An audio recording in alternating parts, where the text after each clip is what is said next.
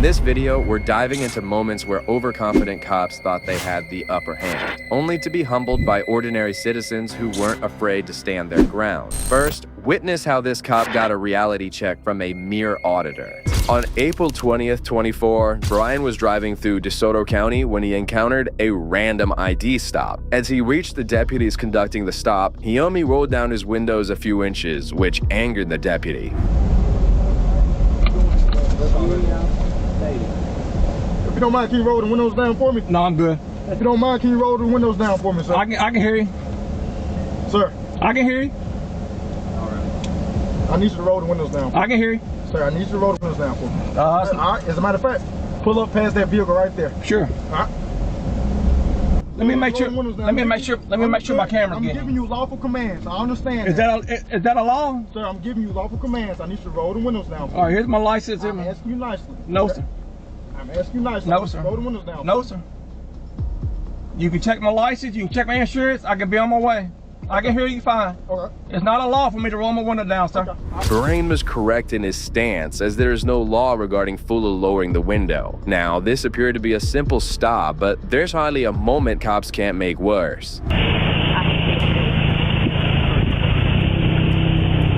It's not lawful for me to require him to roll his windows down. Yes. Even though Brian's window had a fairly reasonable tint, the deputy complained about its darkness and wrote him a ticket out of retaliation.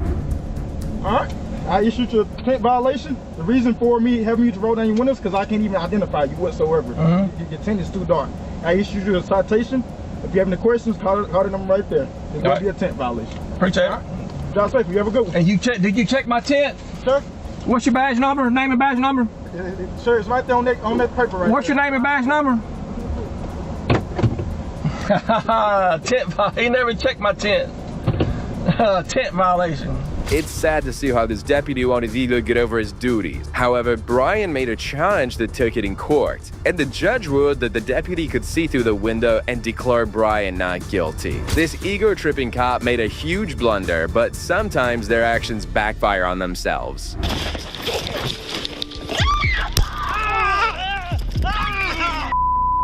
On November 23, 2017, a couple of police officers were dispatched after a domestic disturbance in an area. The cops soon found the suspect, 22-year-old Christopher McClinton, sitting in a vehicle with his girlfriend. It didn't take long for the situation to get heated. Okay. I can arrest you for failure to disclose if you want to. It doesn't matter to me. I mean, I'm here all day. We didn't call you. We didn't call you. You didn't call me. Your mother called me. For no reason. And there's something going on with you because your eyes are all red. You look like you've been crying. Smoke. I'm allergic to smoke. Well, then tell him don't smoke around you. This is my car. But that is right. I need your ID. I ain't telling you again. Let me see your ID. Listen, dude. We got called, okay, on a disturbance. Several people called, okay? So we need your ID, or you can be arrested for failure to identify yourself to a police officer, okay? It's your last chance. Or we're gonna take you out of the car, we're gonna cuff you. 3 seconds. 1. Chris. Give us 2. Or you're gonna be charged. 3. Wait. ID or no? Chris. All you gotta do is comply, dude. Chris, come on, stop. Let's go. Chris. As one of the officers started to remove him from the vehicle, Christopher resisted, which forced the other officer to deploy a tape. However, what happened next was quite shocking and bizarre. Let's go. Chris, go. stop. He didn't do anything wrong, bro. Stop. Get out of the car now. Get out of the car. You're under arrest. Get out of the car. Get out of the car.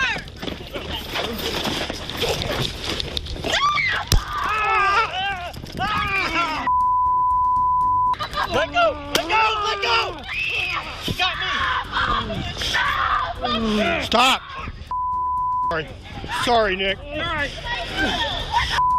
Put your hand behind your back. Why did you do that? I got Nick with 1 probe. Why did you do this to me?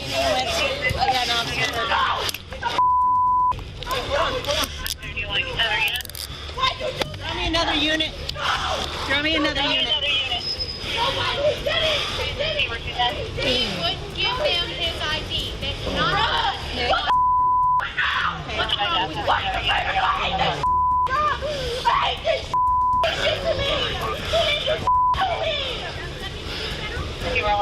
Get in the house, bro. The officer accidentally tapped his partner in the head, causing serious injury. Here's another angle on this mishap. Let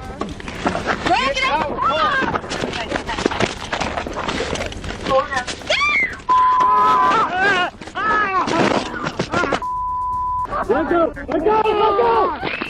You got me! Stop! Sorry, Nick. You're right. Put your hand behind your back. The officer was rushed to a hospital for a head injury, whereas Christopher was later charged with obstructing official business and resisting arrest. Next up, the actions of these racist officers will leave you stunned. It's an overnighter. An overnighter is a team on the bus. Oh, like a football team? Women's lacrosse. Women's lacrosse team? I got you. On April 20th, 2022, a bus carrying a Delaware State University women's lacrosse team was pulled over by a deputy for a lane violation. The deputy talked to the driver and quickly escalated the situation. The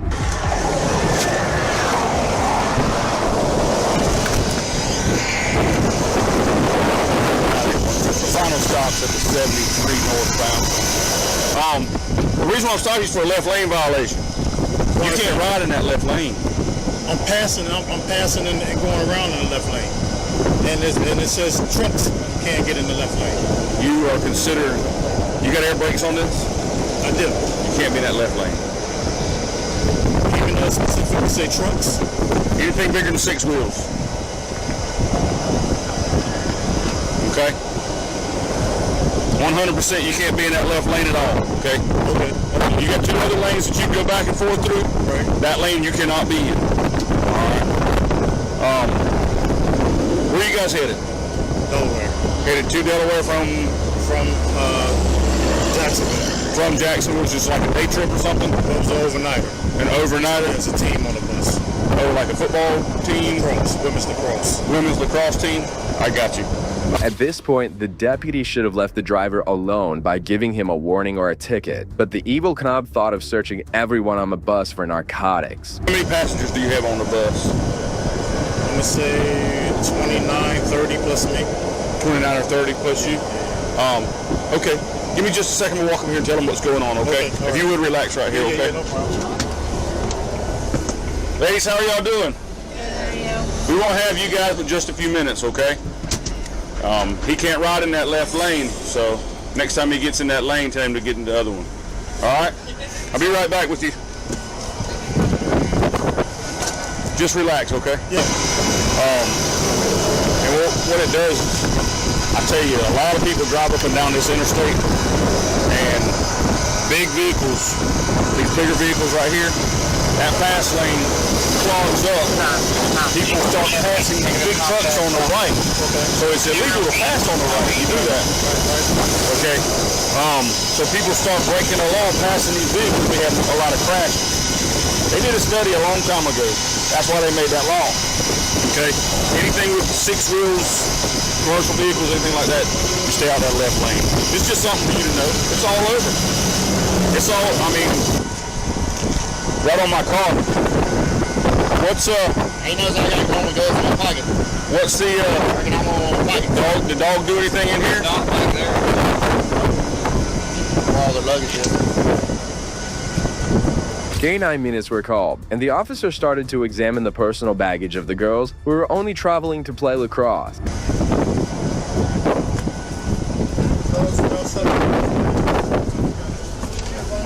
Let me walk up here real quick, Tilly.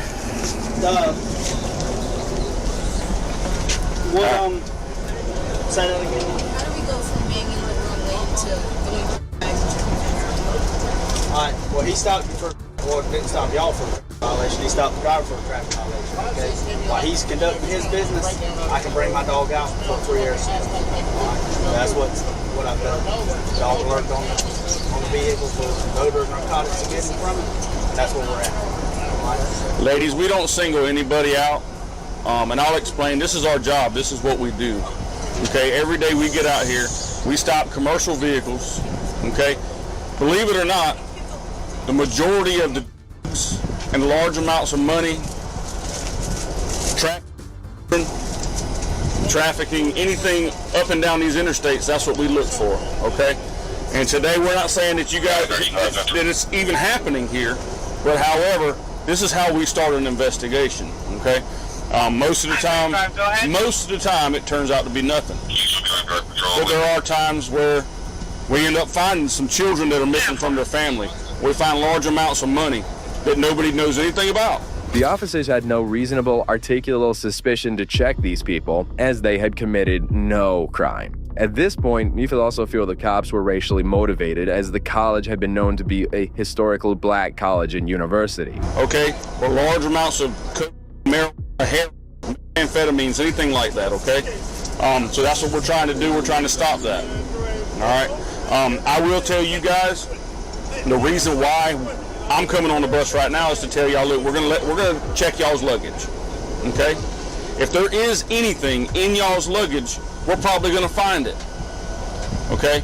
I'm not looking for a little bit of marijuana, but I'm pretty sure you guys as chaperones are probably gonna be disappointed in you if we find any.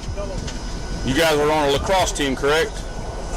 So if there is something in there that is questionable, please tell me now, because if we find it, guess what? We're not going to be able to help you. Okay, anything that you can put marijuana in, maybe a device where you smoke it, maybe something that you would weigh it, like a set of scales, anything. Okay. If there's nothing, then I'm thankful to make my job a lot easier. We're going to get this done, and we'll have you guys on your way. Okay. Do you guys have any more questions for me? Have I explained it pretty good? Okay. Good deal. Give us a few minutes and you guys will be on your way, okay? None of the girls spoke, as they appeared pretty scared by this stop. On the other hand, the cops were busy opening up bags and searching for narcotics. Hey, so they around a bunch of marijuana weekend at the hotel?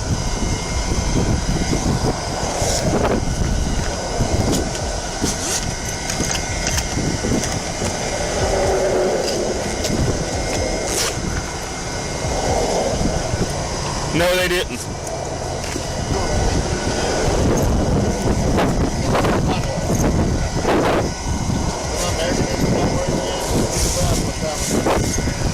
Do you have any adults on this bus? Any adults? Just one, or you and another one? All of them are college. Yeah, there's coaches on there. That's They look about 50. Are they college? They're college students. Are they college students? Yeah. Okay. I just wanted to make sure they was all over the age.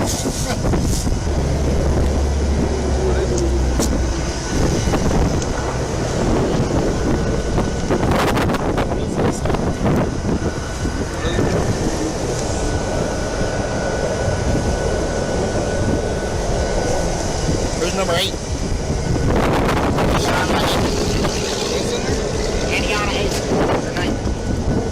Suddenly, the cops took out a package that appeared to be wrapped as if it were a gift or something. Soon, the officer went inside the bus to investigate and threatened the poor girl, who had no idea what it was. Who's Miss Aiken? Anaya.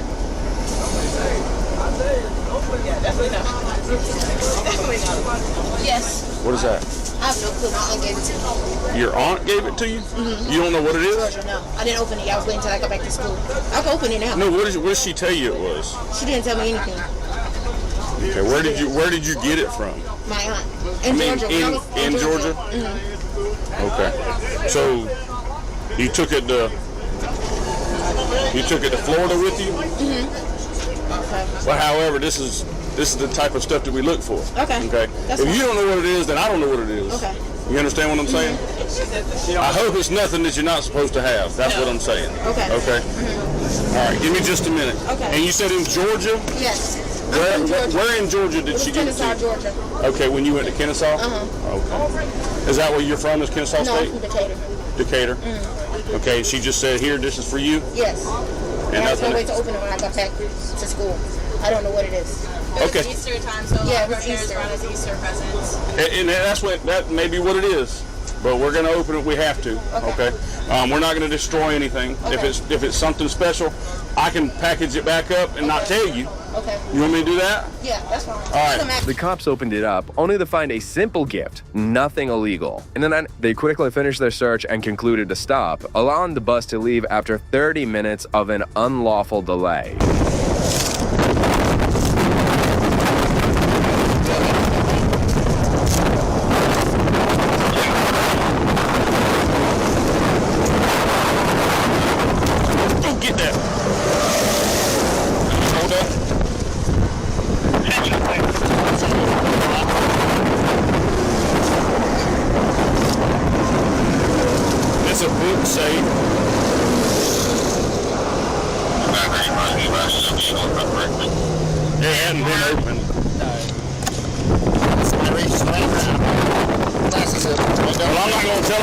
was, but it's nothing illegal.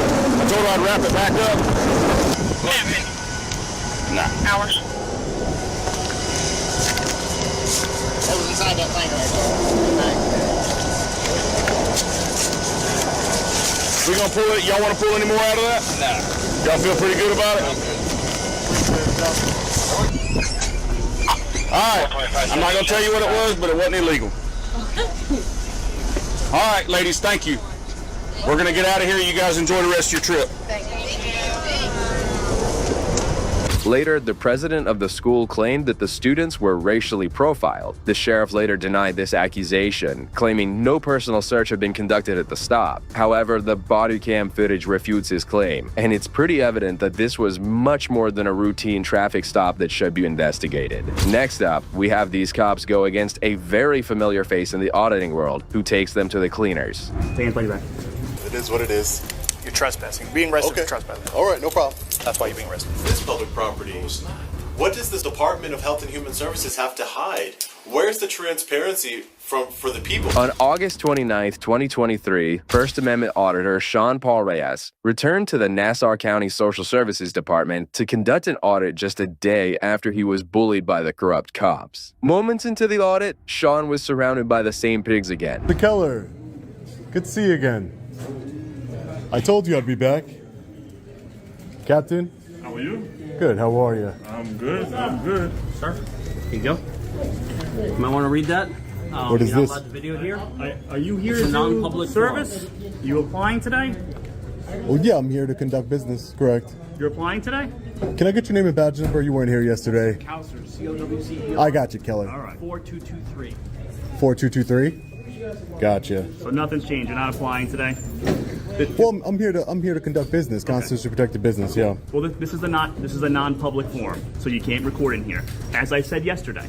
Okay? I can record in here, for No, sure. You cannot record in here. I can. So I'm giving you a lawful order that you can't. If you're going to continue to record, then What would I be arrested for? Recording? no, you're going to be trespassing.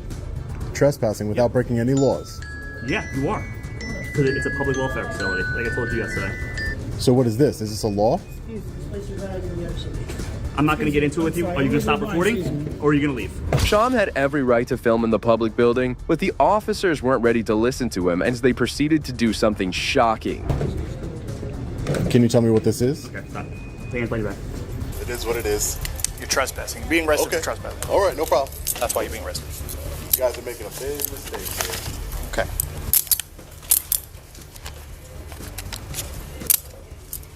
Trespassing is a violation. It's not even a crime in New York. It's not. So you think? I know the law in New York better than you. It's ridiculous. Sit down. I told to you explain this yesterday. paper was, I told you yesterday outside. It's going to be handled differently. You made the constable choice to come back here, walk to into the exercise lobby my rights again. recording I told you I again. had business to After conduct here. after I told I you told you I yesterday. had business to conduct here. I'm here to apply for services. You're no. I asked you on I camera. did. On camera. I did, No. and I said I was applying for service. No, you I said didn't. I had No, you business to didn't. conduct No, here. you didn't. Okay, we'll So see. you can change it's it on around. the I can camera. see I'm it. not changing Yeah. anything around I have it all I covered. said I have constitutionally protected business to conduct here. That's what I told Just you. like yesterday. Okay. Yeah. We're all good. You didn't let me conduct my business yesterday. I was trying to go through the metal detector today. Did you not notice that? Because I was why don't we trying do this? Why don't plead the fifth? Yeah, why don't you do that? Yeah, because that's what you were told yesterday, right? So you want to quit back at it, right? This wasn't the first time Sean had been arrested for not violating any law. It's 2024, and these idiot cops are still afraid of a guy with a camera. I'm trespassing on public property, the same property that I help fund with my tax dollars. Property. This is not public property. This is public property. No, it's not. This is public property, sir. This is a public agency, sir. How do you feel it's public property? Because it's funded by taxpayer dollars, sir. That's why. This property is not. It is funded by taxpayer dollars. This property is You not. are an employee of you are an employee of the county of Nassau. Yes, I'm an employee of Nassau County, but this is not county property. But who pays? They lease this space through tax dollars, sir, meaning that it becomes publicly accessible. So I stood behind you and I started seeing clients on your phone, and I walked up to you and I said, "You see this? You see it? Oh, what are you showing? You're showing me signs that don't mean anything." They're not. They don't. And that's on your Yeah. thing. I posted the video. So today, you come walking up again to the metal detector. 100,000 people have watched the video so far. So no one knows are you going through the metal detectors or not, because you did the same thing yesterday. You walked to the metal detectors and you have your phone out. Well, you could ask me when I said I needed service. When Officer Keller asked you I said I had business here. So you didn't say I'm trying to apply for SNAP. You didn't say what you're trying to apply for. Do you understand how quickly this just happened? He just put handcuffs on me in less than a few minutes. Sean knew he would be out of jail in no time, as there was no charge against him. The officer debated with Sean, but wouldn't relinquish his rights so quickly. Don't you think? Don't you think that our government should be transparent?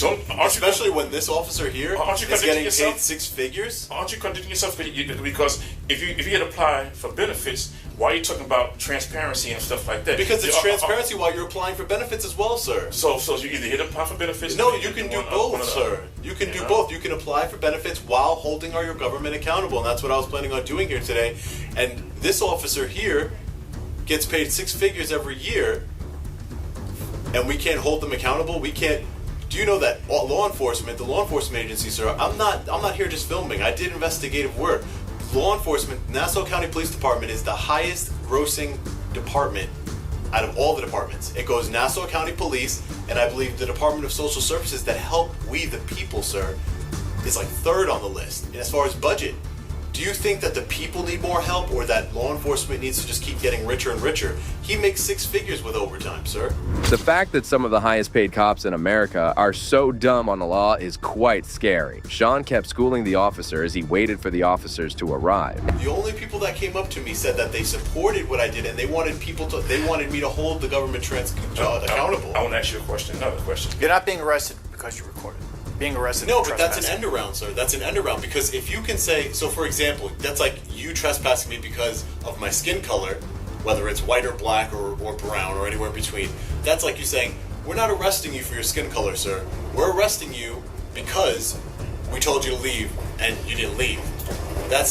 You can use criminal trespassing for anything. You could say, I don't like the way he looks. He could be I could be a political opponent, and I'm in a city hall, and the mayor doesn't like that I'm in here. I could be asking too many questions that you don't like, that you're part of the government, and you could just say, where does it stop? Where can you not trespass somebody from property that they help fund?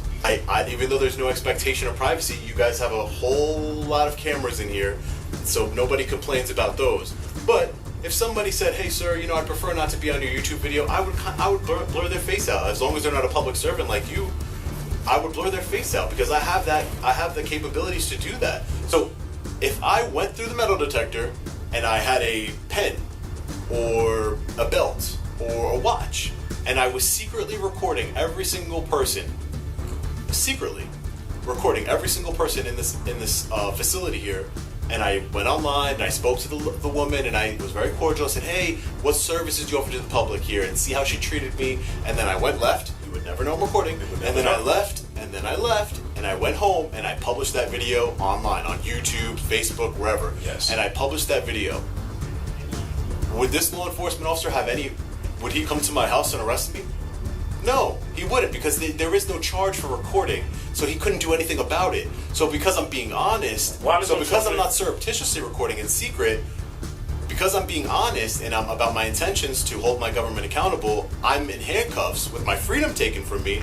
But if I would have done it secretly, this officer would have had no authority to arrest me otherwise. An experienced auditor like Sean had no problems owning these ill-informed officers who would rank their policy over the Constitution. It was almost time that they started to doubt their mistakes. But that doesn't matter. You can only make it I understand that it's not a non-public forum, it's a limited public forum. And that means time, place, and manner restrictions, sir. I know the law. Time, place, and manner. So the time, this is during business hours. The manner, I'm being respectful. I'm not disturbing any business. Time, place, and manner. And the place, this is a public place, sir. So I'm not going against any law. There's time, place, and manner restrictions on the First Amendment in limited public forums. I understand that. And what was I doing when I was arrested? I was recording law enforcement. So that is a constitutionally protected activity, to record law enforcement. I wasn't even anywhere near the services. So again, you have your beliefs, and I understand you have your beliefs, and I can even respect your concern for people's privacy. I can, because you really are well intentioned and you just want to look out for people's privacy, and I can respect that. But none of us have privacy. The government's always watching us. Big Brother, the government's always watching us, and all I'm trying to do is promote that same promote transparency within our government. I say in all my videos. If you watch my video, what did I say before the video started? I'm here to promote transparency and accountability within our government, sir. The more the officer talked, the dumber he seemed. It was almost comical to watch him try to reason with Sean, who had a sharp answer for every ridiculous analogy the officer made. So that's a hypothetical that I can't speak to. But everything you're talking is hypothetical too. So let me okay, finish. so let me finish one thing. I'll let you finish. So we don't need to get animated. We're talking. Okay. So that one female or male that walked past your camera that's in hiding and came in for help, someone just seen them on your video, and that other person, holy moly, this is where that person is going. Now I'm gonna wait for this person outside. You put somebody's life in danger trying to prove a point against law enforcement. Well, that's again, sir. That's like I said before. That's a hypothetical that I guess that could happen. Sure, yes, it could. But it could happen with me filming outside the front door as well, sir. It doesn't mean that I have to be inside of here. If I was, let's ask the law. If I was filming outside on the street, could you have trespassed me from the street, sir? No. Okay, so I would still be able to see that person coming in and out of here, and I could still post it to YouTube, sir. And you still. What's not hypothetical right now is these cuffs digging into my skin right now, But and what's the not cell I'm about to go sit in. That's not hypothetical. What's not hypothetical That's real is life. that I don't know and you don't know. But you air. What we do know is that I'm losing my rights. What we do know is that you didn't think about this when you aired your video. After almost waiting for more than half an hour inside the room with handcuffs tightly cuffed around his arms, officers arrived and escorted him out of the room into the police cruiser. Yeah, we can loosen them up. I'm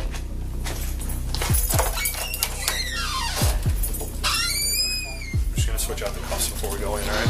Do not put them on so tight like they are now. Yeah, we'll figure it out. Just lean forward 1 second.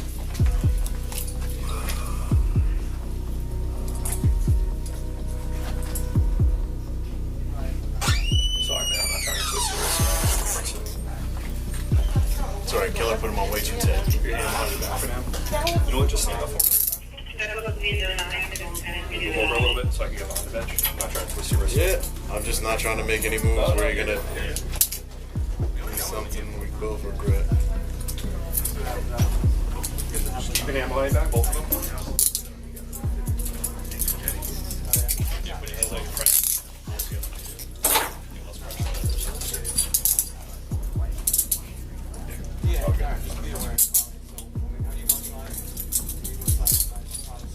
Which precinct are we going to? Third precinct. It's Lawful, so. Yep. Seriously? Yes. Do you have anything else with you here so we don't leave it here? That's it. Okay. So your property?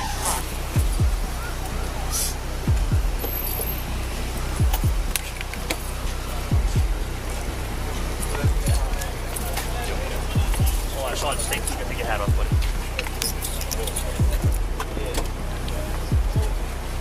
Sean was ultimately taken to jail and locked up. However, as expected, it didn't take long for him to be released as he maintained his composure. Just give him a buckle. That's not.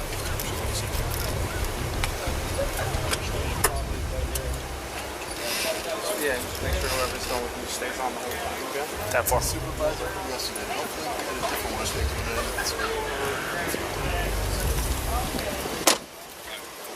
You guys cool with taking this?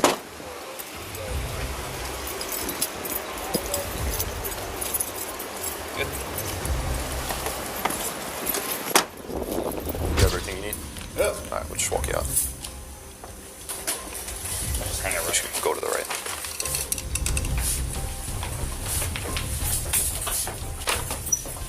All right, sir. Best of luck to you, okay?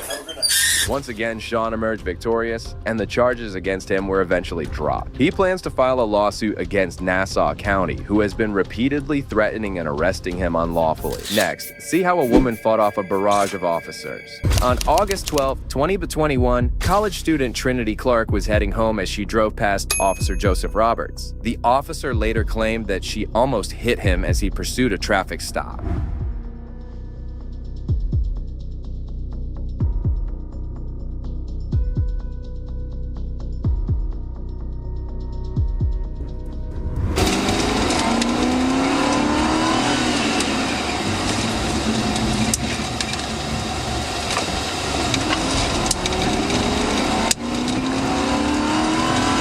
Delta. I'm North Hammer at Linden. Got a Ford Fusion, silver in color. Trying to evade.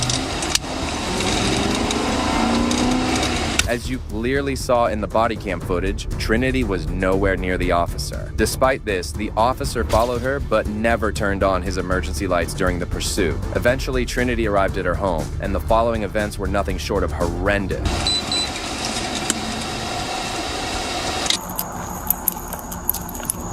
Come here. I pulled you over. Come here. Yeah, I did. Get over here. 36 Delta. Start me another unit. What's wrong? Come here.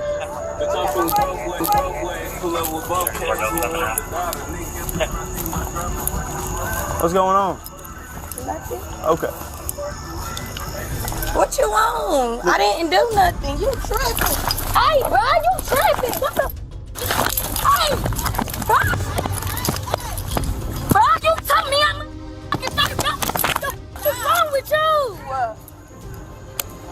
The power-tripping cop had no regard for the young female as he wrestled her on the ground. The poor girl lost her top and was trying to cover herself. Despite being in such a terrible position, the officer never tried to de-escalate the situation. 36 Delta. 1059. The fuck? Move, I ain't got no shirt on. You're being detained. Move, I don't got no shirt on. Detained. Move, my t***, out, you stupid ass. What's going on? Bruh, move my t*** out, bitch. Move! I'm not f***ing in, bruh. Bro, I don't got no shirt on, no. Leave us walking the yard anyway, so just chill. Now you ain't even all that serious. Don't come up here for me, y'all going out of none of that. It ain't Get in the house! How about that? Mama! Bruh, somebody call my mama. 36 Delta. Get us some units up here. We got people coming to the house. Trinity, what's your mama? Yeah, I'm with her. Bruh, move, my titties are out. If y'all don't fucking move. Get your hands out. No, I don't have no fucking bra on. Fuck y'all.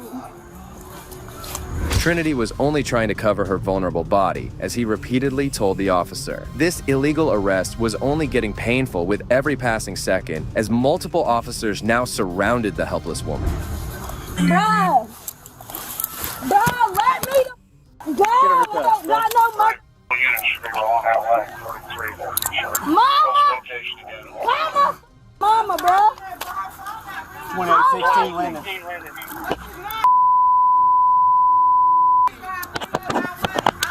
Oh, y'all better get DLC in the house. Okay, y'all. Get the off of me, y'all. Bro, get off of me, y'all. Put your hands on your fucking down, goddammit. Bro, hands on your back. My fucking Put your hands on your fucking back.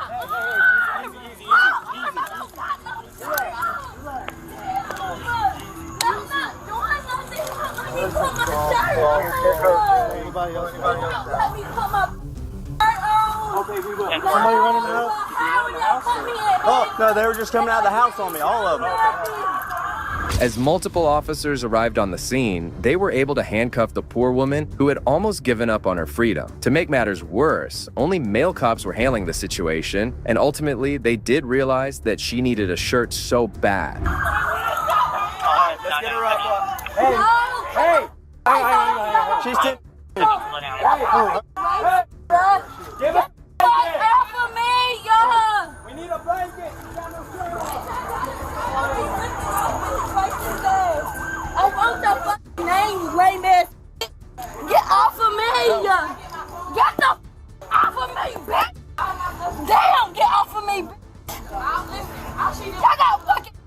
cops on one female. Got out the car aggressive and was like, come here, just come here. She scared, like, what did I do? What did I do? Like, okay, and he didn't even like this, so he just came in the yard. He didn't have no reason to come in the yard. Get off of me. Sure. Get off of me. I don't want her to be without a shirt. Bruh, get the off of me, bruh. Real shit. Get off of me, bitch. Get the fuck off of me, y'all. Easy. Get the fuck off of me, y'all. Get off of me. Get the off of me, y'all. It's surprising how so many experienced cops can't calm down a woman. Only if these low-life pigs had been taught some de-escalation tactics would it have been better for everyone. Get off of me! Yeah! Chill out. Oh my gosh, why y'all twisting my body around? Get these off of me! Bruh, y'all got 30 cops on one female. Trinity, just be quiet. And then y'all trying to choke me. No, we're not trying to choke you. Pick your head up. Just thought you want to kill the car? Kill the car, please. Yeah.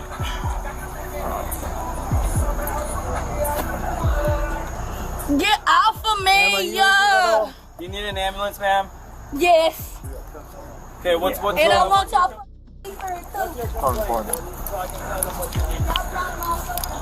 Shortly after, Trinity was taken to a police cruiser, and a sergeant came to the scene to talk to Officer Roberts, whose lies will boil your blood. All right, you okay, bud? Yeah. Oh, your nose is hurting bad. Pop you in the nose? Yeah. Well, that's crooked to me. Yeah.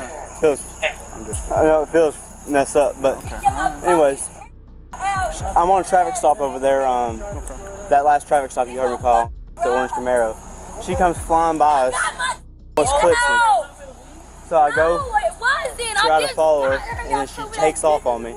So I'm like, okay, so I'm about to go straight right there. Roberts proved to be a complete tyrant, as not only he blatantly violated Trinity's rights, but he also lied on camera to his supervisor. The poor girl was taken to the police station, where she was charged with assault on a first responder, driving on a suspended license, and resisting arrest. On top of this, she also had a felony charge for evading arrest. However, justice prevailed during the court hearing when the judge was shocked to see the body cam footage. With regard to the evading arrest, I'm going to dismiss that, the felony. The simple possession, the assault on the first responder, the driving on a suspended license, I just don't see the probable cause.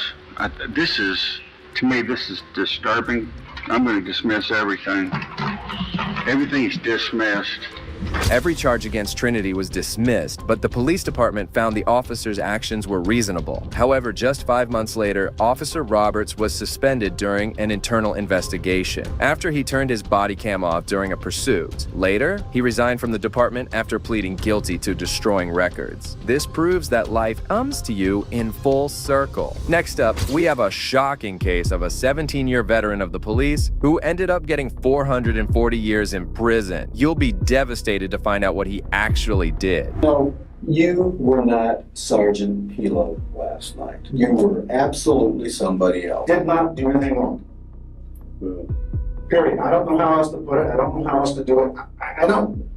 Bloomington Police Sergeant Jeffrey Pilo was a respectable police officer and lived a great life with his wife and 3 kids. But everything came to a drastic end on June 10, 2006, when Janelle Galuska contacted 911 complaining about a person repeatedly knocking on her door. When an officer arrived at the location, he found Sergeant Pilo standing outside the home with his back against the other house. Despite recognizing his senior, the officer proceeded to arrest Pilo, and he was summoned to an interrogation the next day. The shocking revelations made during this time will leave you stunned, as we'll be going through them in detail.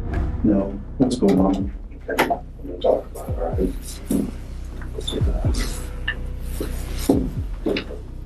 This isn't the way we wanted this to happen, right? We wanted you to come down here and all kind of stuff. We said chat, all that kind of stuff. Unfortunately, it didn't happen that way. You wrote down with Sandra, with Mildred. And as you know, we have rules that we have to go by. Just as, you're very familiar with all this stuff, you know what's going on, kind of stuff. And we want to talk about what's going on because we're not absolutely sure what's going on. Okay? What are you talking about? I have to read you your rights first. I don't know where we're going. What's going on? I don't even know what you're talking about. I understand that, Jeff, and you understand, just like I do, that I can't talk about anything until we get this a little bit out of the way. You know what I'm talking about?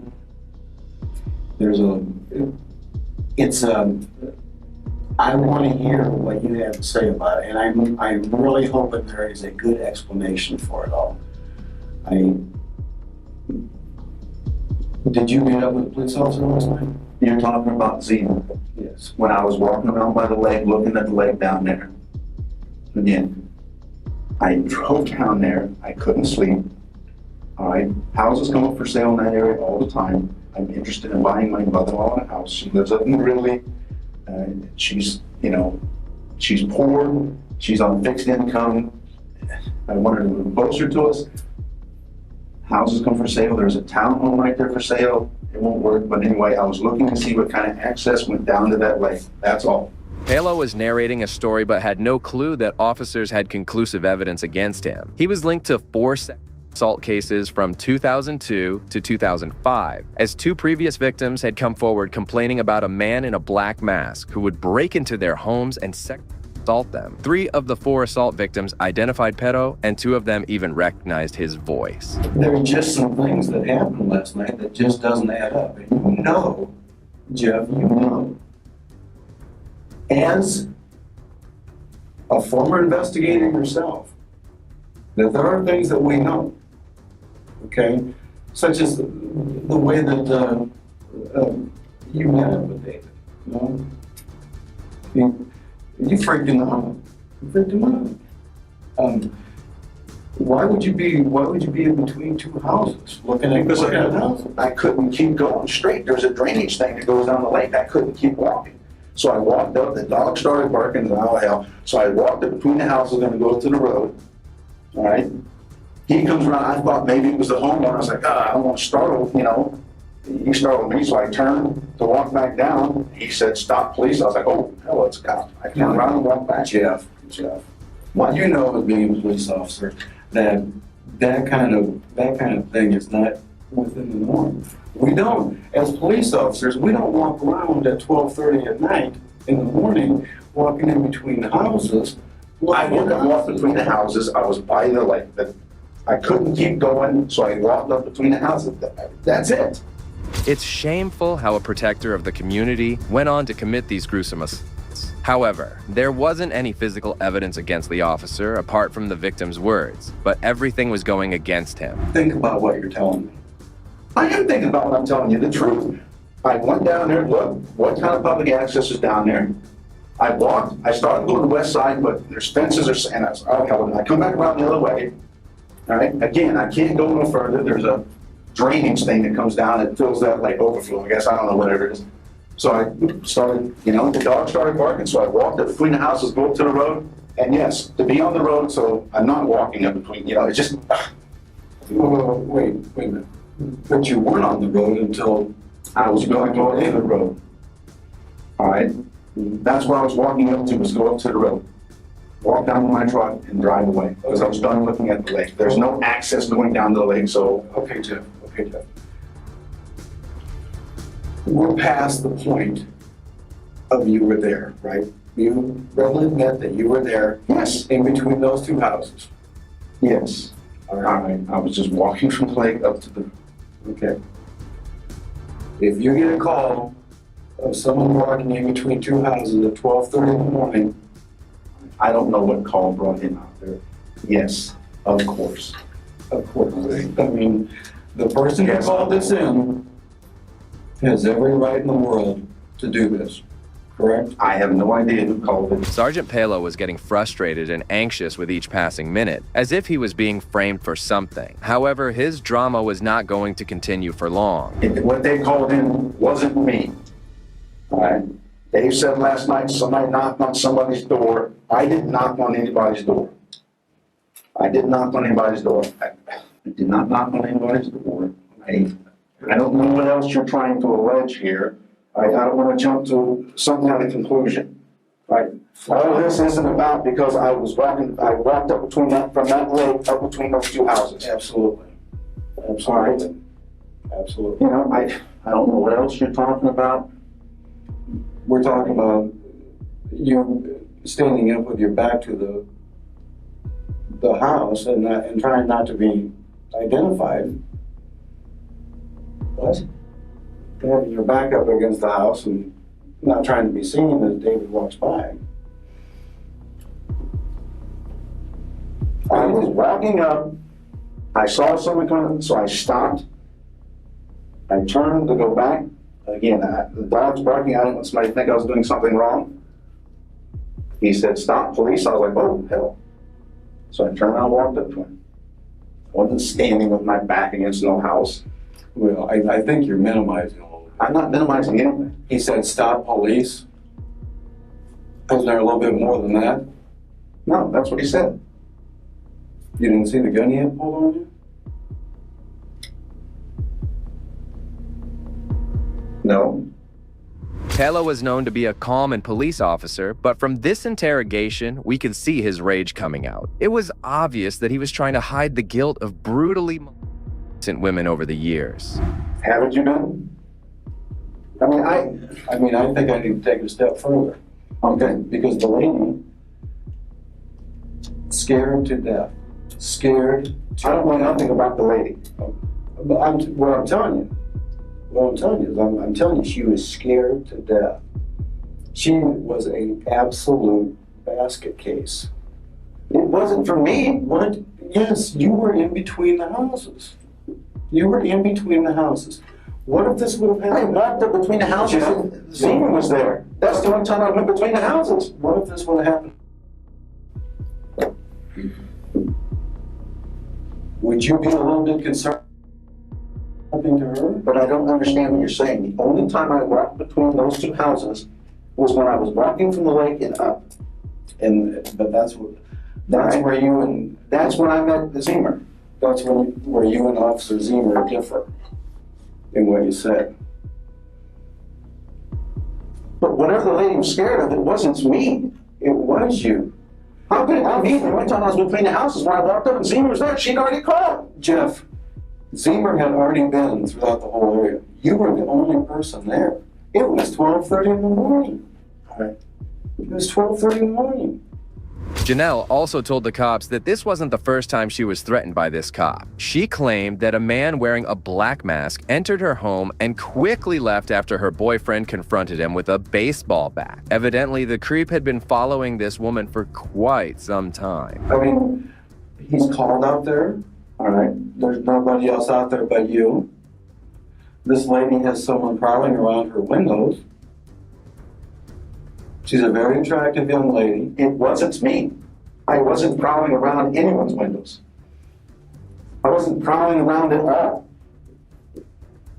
Again, when the dog's barking, I said, "Oh, I need to go up by the road," and that's when I walked between the houses. Well, what makes you decide to go look at a house at 12:30 in the morning?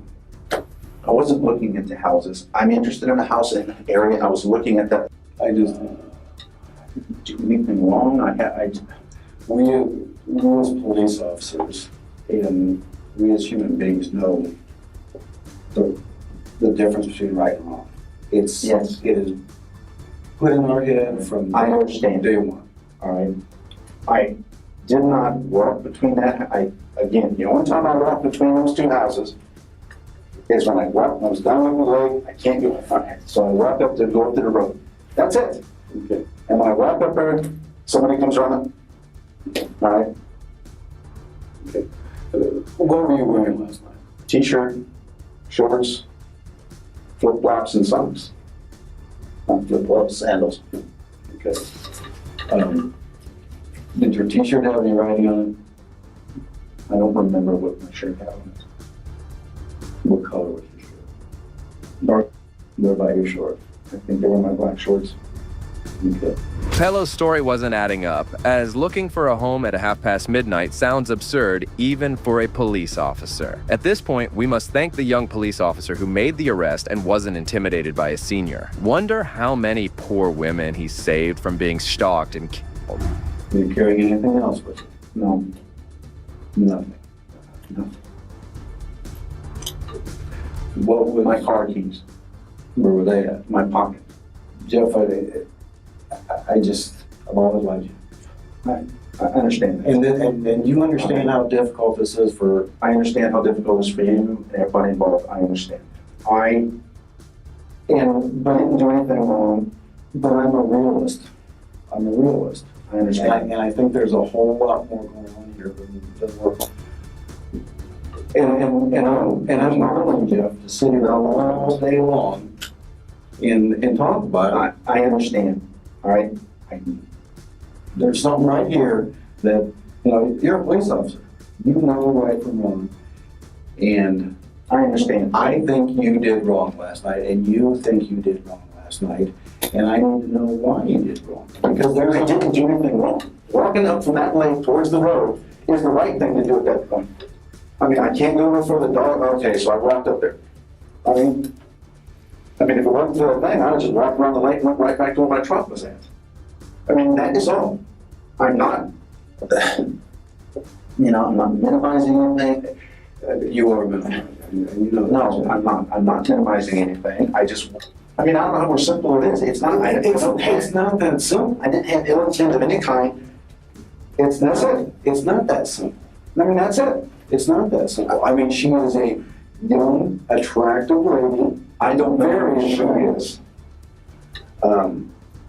And like I said, I know, I've seen you how you take a genuine interest in people, okay? And I think if you knew what you did to this person, because I'm telling you, she's freaking did not do anything. The sergeant continued to use aggressive tactics to counter the interviewer's question, knowing that admitting his mistake would lead to a plethora of charges he could never recover from. I walked up from the lake between the houses on the road. Yes, I did. Okay. You were there, right? Yes. Yes, I was there. Okay. You were confronted by Officer Zieber. Yes. Yes, he was there. I was walking up. Okay. Okay.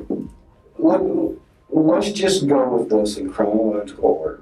First of all, is there any reason that you can tell me why David Zieber would lie about this situation? Because I'll tell you what, he's freaked out too. Because you're one of his mentors. All right. You're one of his mentors. I don't know how I freaked him out.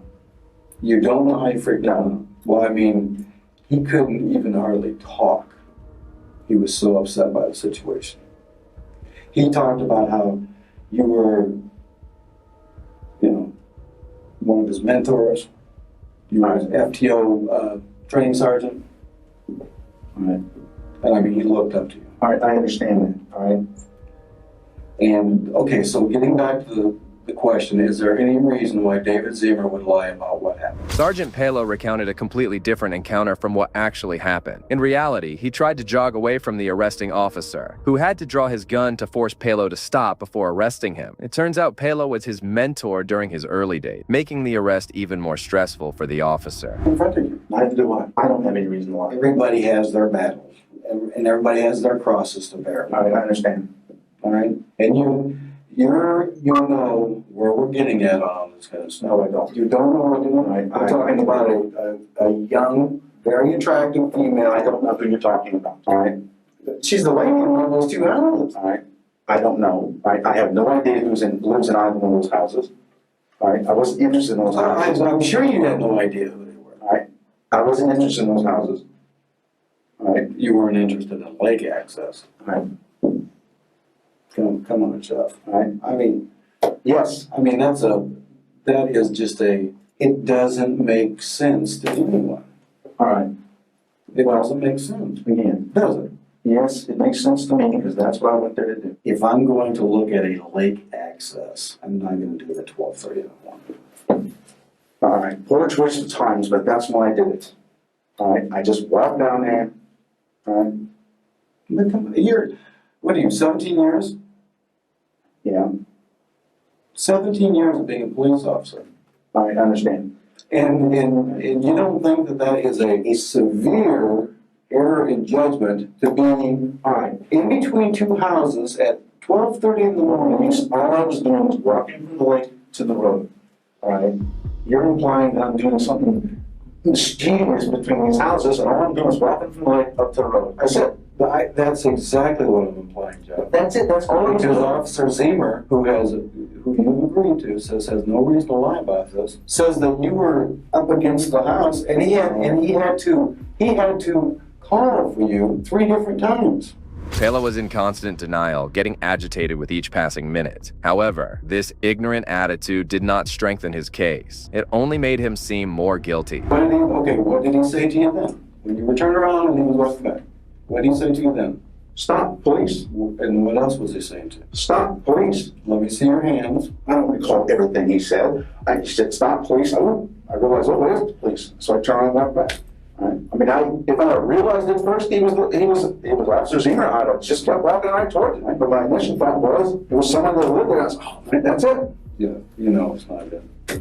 You know, that's it. It's not it. That's it. Because the scenario doesn't fit. And you know the scenario doesn't fit. That's it.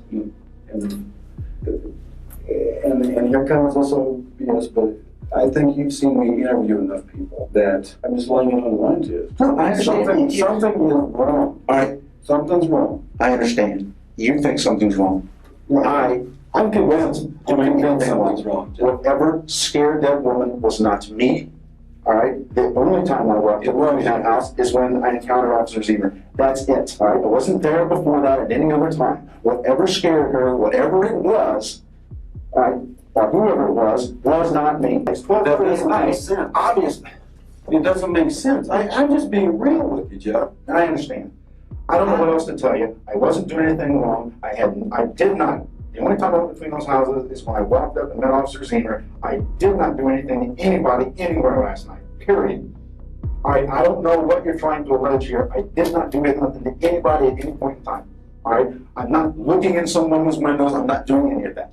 I walked down by that lake. That's what you said a minute ago. That you were looking. You said somebody was walking around looking in this woman's windows. It was not me. Whoever it was, I have no goddamn clue.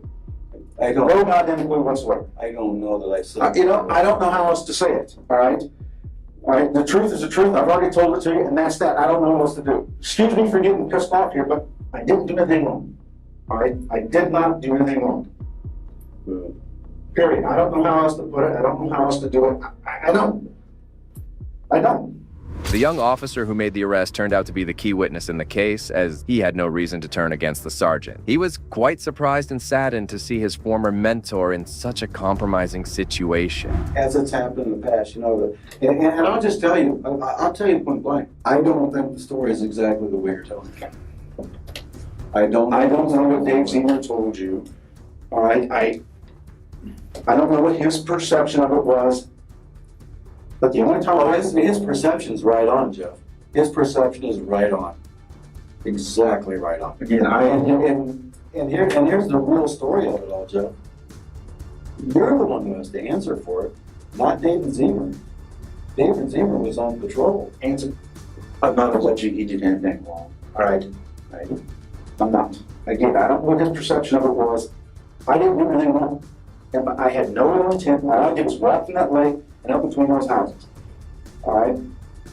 You know, now I'm sitting in an interview room getting accused of being a criminal. Obviously, I should have turned and walked back 50 feet and walked up onto the cul-de-sac that's right now. Cul-de-sac. Yeah, cul-de-sac is right there. Obviously, you should have done what again? Should have walked all the way back to where there's no houses and I walked up to the cul-de-sac. Obviously, that's what, you know, looking back on it, perhaps that's what I should have done. Oh my God. Is that how you came around? Huh? Is that how you came around? The interviewer pressed more onto Pello and even tried to guilt trip him into telling the truth. Despite everything, the predator refused to open up, continuing to deny every accusation thrown at him. There's no spillway there. Whatever you call that. At the end of the cul-de-sac. All right. Is that the way you went around? Originally, I started to come down off of whatever, I can't remember which street is. You come down, all right. I didn't want it, so I walked up on the street, whatever that street's called. I can't remember the name of the street. Andy Court. Walked down to where that cul-de-sac is, looked at that townhouse, I didn't go up to the windows of the townhouse. I looked at it from a distance to see if two-story, whatever it was. If that's the one that was for sale, it was. I walked down by the lake, started to go on the west side. It's like, no, I don't want to go that way. So I started to come around on the east side, walked around. That's where the little spillway thing comes down there. I know what you mean by spillway now. I realized, okay, I can't cross that. That's when I turned Even the interrogator's patience started to wear thin, and he decided to leave the room and give the sergeant time to think about his actions. This tactic is often used in interrogations, but Pelo was unmoved as the detective returned. You're a weapons guy, you're a former military, I understand, and you're telling me you didn't know somebody had a gun pointed at you? He's backlit. I wasn't paying attention to that. You weren't paying attention to someone. He said, stop, please. I said, oops, it's the play. I turned and walked up there. That's that. I talked with him a few minutes, and not even a few minutes, all right? You know, he's obviously on a call. There's problems here, Jeff. There's all kinds of problems.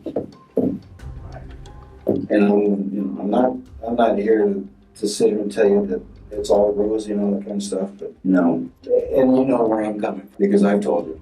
Despite trying everything, Sergeant Pelo remained in his denial mode, and the interrogation was brought to an end. He was charged with burglary and stalking charges. However, things started to get worse for the predator, as in the next few months, the 4 women he had harassed came forward and identified him. They later narrated the court events, which were terrifying and shocking to hear alone. Suddenly, every woman claimed that a white male who was wearing a black mask would intrude in their home and force them to do stuff with him. The officers also found compelling evidence against the sergeant on his computer. Eventually, in June 2008, he was convicted of 37 counts and sentenced to serve 440 years in prison consecutively. Finally, watch this clip where a cop's condescending attitude quickly shifts when the citizen humbles him with a well-deserved dose of truth. You understand me? Sir, I am not saying... Do you understand me? Yes, I understand. Okay, so stop it with your mouth. Okay. Stop it with your, for what, sir? For what, sir? Okay. Stop it with that bullshit and realize the 3 vehicle and traffic law violations you committed. Okay. Okay? Do you understand me? Yes, I don't know what planet you think you're on right now. I'm not planning, sir. I'm here. Planning? I said planet. I said I'm not planet. Yeah, I'm not any planet.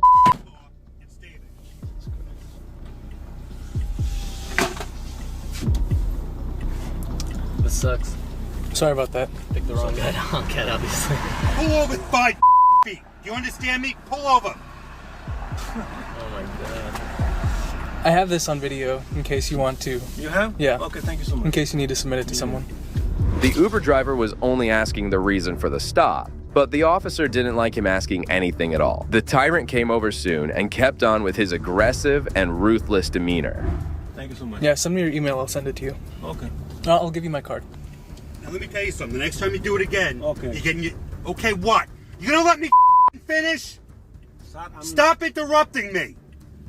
Okay. Apologize. I'm sorry. Well, who do you think you're talking to here? Sir, I'm not saying nothing. I said no, every time I open my mouth, you have something to say. When you're driving up my when I'm trying to park the car, and then you have to do something with your hands. Sir, I just say... I don't care what you have to say. Okay. Do you understand that? Yeah, I understand. People are allowed to park in this car, park their cars on the side of the street without your interference. And then your opinion about what's going on. Okay? Especially when the person you're doing it to are the police. Okay, sir. I don't know where you're coming from or where you think you're appropriate in doing that. That doesn't, it's not the way it works. How long have you been in this country? Almost 2 years. Jerry had no regard for the driver and the passengers sitting behind him as he continued to shout at him. It's really sad to see how these cops act once they have the power. Almost how long? 2 years. 2 years. I got news for you, and use this lesson. Remember this in the future. Don't ever do that again. The only reason you're not in handcuffs going to jail and getting summonses in the precinct is because I have things to do. That's the only reason that's not happening. Because this isn't important enough for me. You're not important enough. Don't ever do that again. Are you a fare? Yes. You're a fare? Yes. And this guy is taking time out of your day for his vehicle and traffic violations. Sure. Thank you. Can you take that plate number, please? I have his plate. Okay, thank you so much. Well, thankfully, the passengers made a video of this verbalist, and soon the video became very popular. Soon after this, the detective was stripped of his badge and gun and was placed on desk duty. Moreover, he was also removed from the FBI's Elite Joint Terrorism Task Force. Well, if you think this cop was extreme, the actions of these next cops will leave you stunned. Put your hands. What are you doing? Oh, Jesus. Oh, my God.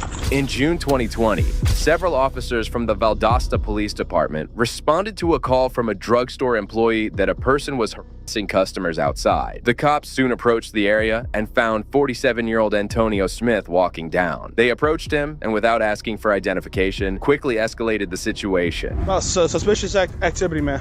Suspicious activity? What? Where about? They said they got someone. View that camera.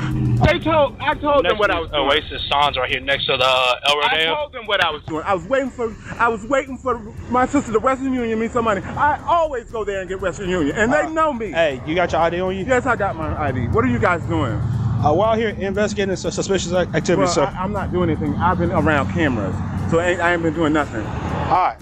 So what were you doing over there at the Walgreens? Waiting for Western Union. Call my sister right now. She's in Florida. You have a cell phone? Call her. Don't call who? Like this. Call my sister in Florida.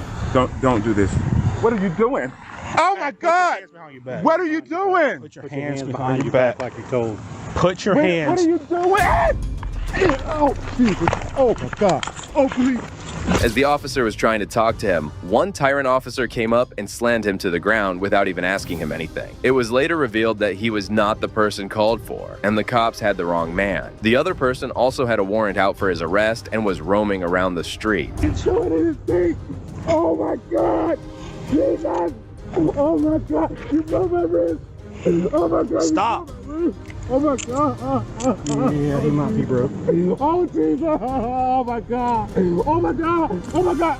Oh my God. Oh my God. Oh my God. Oh Jesus. Oh, it hurt. Oh my God. Yeah, hold on. Relax. Hold on. Put this arm up over your head. Back up. Put this arm up over your head. Right here. Up here? Yeah, there you go. Okay, roll over on this side. Roll over. Oh Lord. What did you guys arrest me for? You have a warrant for your arrest, please. Hey. This was the other guy. The guy with the warrants over there. Oh, what did you do? Huh? No, there's two different people. Two different. Because they pointed this guy out to me. Okay, I got him. Smith was injured so badly that he suffered a broken wrist. He was laying on the ground in pain, and that's when the officers realized they had apprehended the wrong person. No, that's the other guy. The other guy is over there. They pointed out two different people. Okay. They got the guy with a warrant. This guy, I had just got contact with him.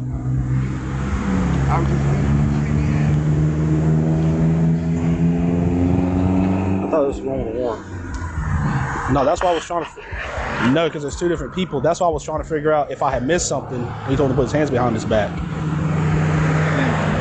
Because they pointed this guy out too. The people at the store pointed him out also. Why didn't you tell me something? I thought he was the one with the warrant. No, well, I thought I had missed something. He told him to put his hands behind his back. That's why I thought I had missed something. Because it's two different people. Because they just pointed this guy out to me. Who did? In reference to what? Reference to whatever was going on over there. They said this is the guy, but apparently there's another guy over there too. Because the lady. They wanted CT on him as well?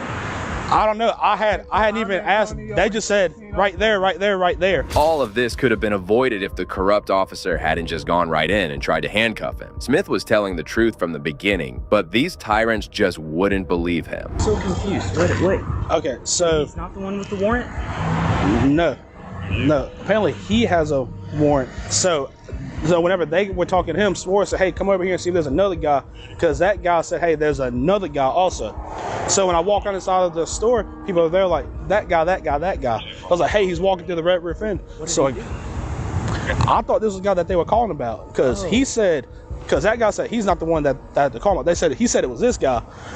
So whenever he was walking down, I was like, all right, well, I went back to go grab my car, and I got him stopped here, and then he was like, "Hey, put your hands on me back," and I thought that I had missed something. House,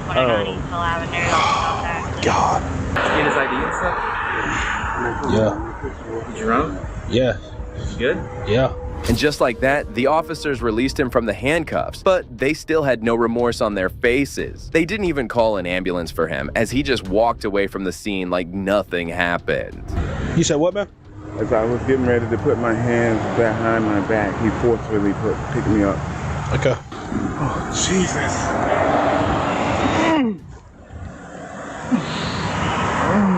You sure? Yeah, I'm sure. I'm sure.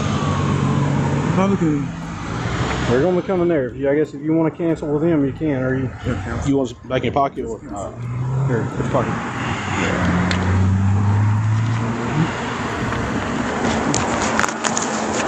He explained to you what was happening, right? Mm-hmm. Okay. I heard the whole thing. Okay. You don't want to wait for the EMS? No. You sure? Yeah, I'm sure. All right. The cops also left the scene, and just a few months after this incident, Mr. Smith filed a civil rights lawsuit against the police department and the city, demanding $700,000 in damages. The city offered him $350,000 for a settlement, and it's for Mr. Smith to accept or decline. These tyrants made a huge mistake, but even that fades away in front of what this officer did. Don't tell me to shut up and don't scream at me. I'm not doing anything. In March 2023, State Trooper Michael Harbin was on his usual patrol route when he saw a car speeding by and immediately conducted a traffic stop.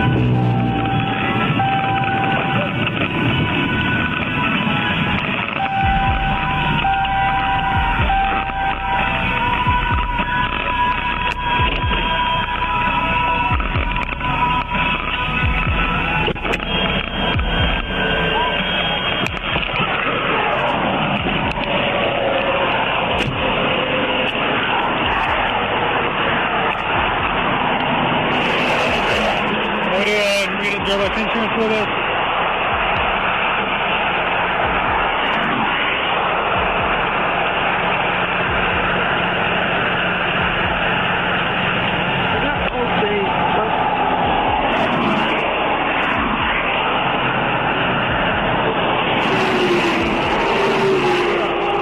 No what?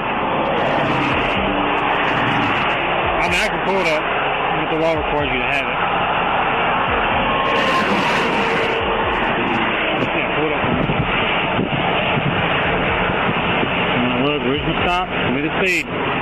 The woman driving the vehicle was identified as Jessica, and she acted calm through the initial proceedings. However, suddenly the officer started to act aggressively and completely lost his composure when Jessica confronted him for his behavior.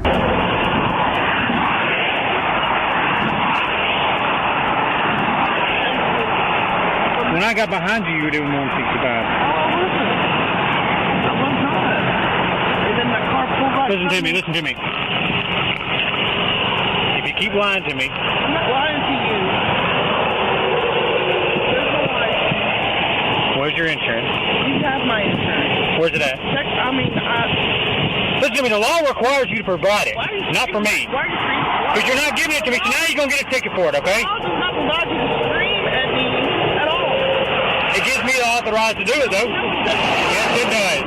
Nobody has the authorization to scream at somebody, sir. Listen to me. I've never heard in my life. Shut up and listen to me. Don't tell me to shut up, sir. Don't tell me to shut up and don't scream at me. I'm not doing anything. Shut up! Okay. Okay. Speeding, seatbelt, hair cover. Michael got the documents he needed and returned to his police cruiser to write her a ticket. This should have been the end of this stop, but the trooper had some other sinister ideas. Alright, listen, you are received some violations for speeding, insurance. What? Listen to me, this is your traffic stop. What you need to do is this right here, you can read them. I'm explaining it to them. I'm required to. Right here. If you don't be quiet, you can go to jail. How's that? Are you going to take me to jail for what? You're not doing this. You're not doing this. What are we doing? Why am I going to jail for? Get out the fucking... Your problem. Get out, right now. Get out. 3. I'm about to tase you. 3. 2. What? Disorderly conduct. Get out. Are you kidding me? Resisting arrest right now. Put it in the park. My car is running. Crazy asshole. What are you doing? This vicious was unnecessary, and Michael should have left by handing her the citation. However, he was not in his senses and kept on escalating the matter. Get the fuck. What, are you gonna shoot me? 33 on me, yeah.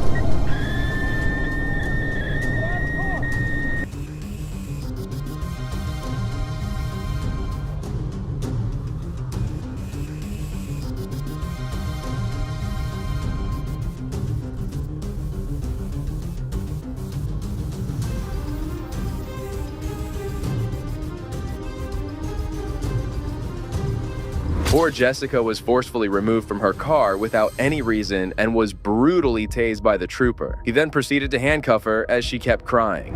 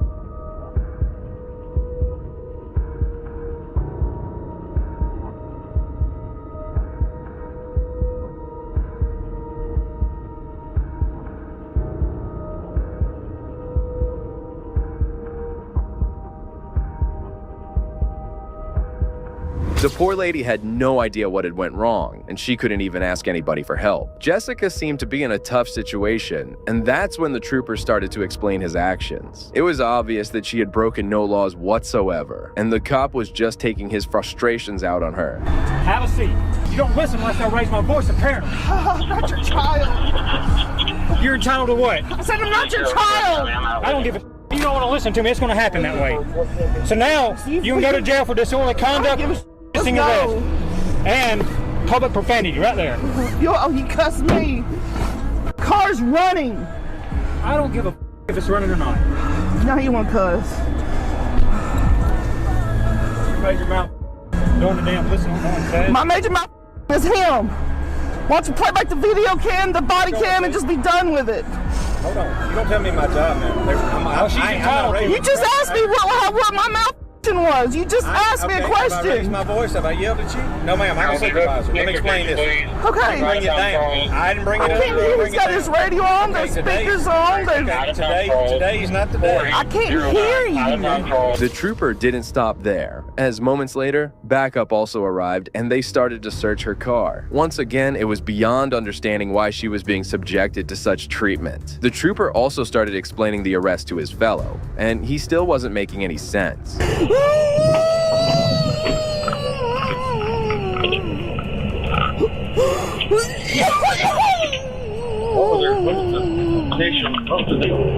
She wanted to argue with me about she wasn't seeing the car in front of her was doing a lot faster and all this other crap, and I'm trying to talk to her and she just kept interrupting me. Yeah, you ain't entitled to raise your voice. You ain't entitled to do anything to hold my team. She kept saying no, I said, shut up. And she, oh my God, I'm getting my camera. I said, get the camera. I'll be back shortly. So I wrote her 4 violations. Came back trying to explain them to her. She tried to rip the damn ticket out of my head. I'm like, oh, don't you wear me together. Causing a scene. Y'all good? Y'all really come like that? Nah, I got her to do it. I'll just take it out. I was going to originally take her to jail with a name tag now. Instead of writing her ticket. I didn't write that ticket yet. I just wrote the other for it. Now that's my 5th one. And she said I'm not getting legal here, but I'm not for sure. I think it is. Well, this cop might have been bad, but the next one took things up a notch.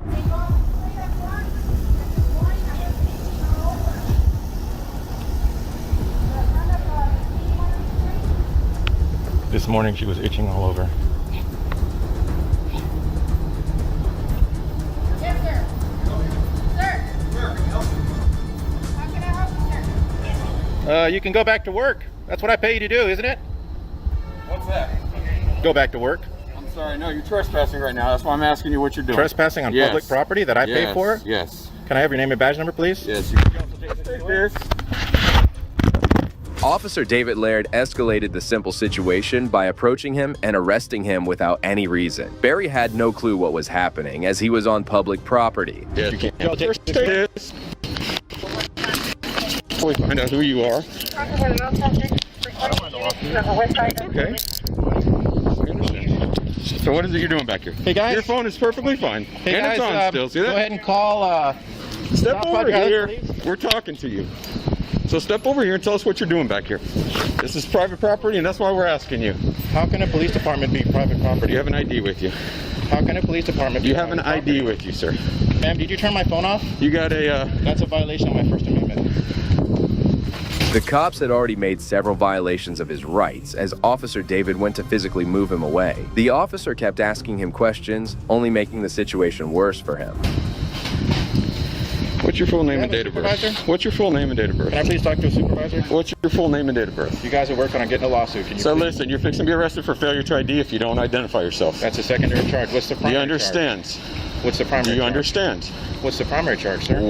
What is your name and date of birth? Sir, what's the primary charge? You are being detained I'm right not now. going to answer anything. If I'm detained, then I don't have to talk to you. I like my lawyer, please. Thank you. And if I'm not detained, I'm free to go. What is your name and date of birth then? I like my attorney. Pat him down, make sure he doesn't have any weapons on him. Officer David was on a power trip as he instructed his fellow cops to illegally search him. However, soon after, a sergeant came out alone and Officer David was about to be taken to the cleaners. He's back here walking by the units recording. He's just recording. Yeah. So he's just detained right now. I'll cut him loose, I don't mind, but. First Amendment right, sir? Huh? Yeah, he's one of the original. Really? Yeah, that's fine with me. No signs restricting me from coming back here, sir. Excuse me, sir. You the supervisor? So. You guys gonna let me go now? Yeah, we'll let you go. Let's take him and walk him over there. Can you Then. please make sure my phone is still on? If you turn off my phone, I'll be filing a lawsuit against you for violating my First Amendment rights. That phone Let's is take him my over. record. Cuffs off. Can you please get my phone first? I want my phone to record this. What do you need? That is my I said official let's record. walk You him cannot over. interfere with my First Amendment right. Please bring my phone back.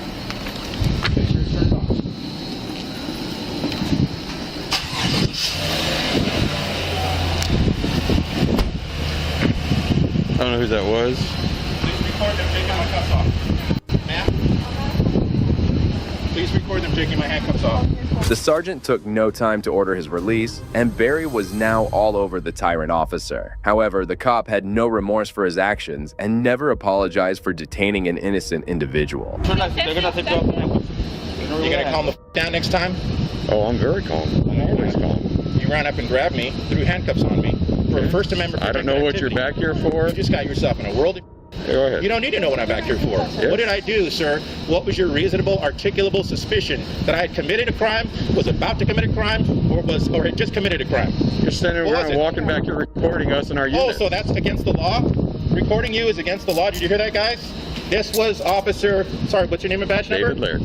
Sorry? David Laird. Good. I'm going to get to know it very well. Okay. You'll be listed in the lawsuit. You have that card for that other one? Yeah. They're still up there in the front. Yeah. They're already starting to cover up. I need everyone's badge. I need no. I'm pretty long for you to stay. So we need fences back here. You have your card? Or the card? No, they're waiting over here so I can go to them. Officer David calmly left the scene as if nothing had happened. However, Barry was not going to calm down so easily as he kept following these cops demanding some accountability. I need the lieutenant out here, or I need the chief of police out here. You guys are not just going to walk away from this. I'm sorry. That officer fucked up big time. Where is he? Where's he or she? Sir, you look like a sergeant. Can you please come over here and talk to me? They're running away, guys, like a bunch of scared rats because they know they just stepped in it big time. Now they're just completely ignoring me. You guys are going to pay a lot for this. The city of South Padre Island is going to have to pay for this. Who's coming out to talk to me? Who's coming out to talk to me? They're all trying to ignore me, you guys. They're all trying to ignore me. They know they just stepped in it big time. Who's coming out to talk to me, sir? What? Who's coming out to talk to me? I don't know, man. I just got here. Okay, well, you just got here. Now you're in it too. Name and badge number. You should have stopped that officer. I warned him. I warned him that he was fucking up. 59. Yeah. That's your badge number? Oh, no. Surprisingly, no officer came out to even have a conversation with him as they considered themselves too entitled to be held accountable. However, Barry soon decided to file a lawsuit against Officer David in the city. As of now, the lawsuit is under proceedings, but we can only hope that he gets the justice he deserves, along with a hefty compensation. However, this isn't the last time a police officer got some poetic karma. My camera. 1, Whoa. 2, don't shoot 3. me. You're under arrest. Whoa. On June 15th, 2016, a First Amendment auditor was just covering a public parking lot of the police department and municipal court in South Carolina when a police officer came over to confront him.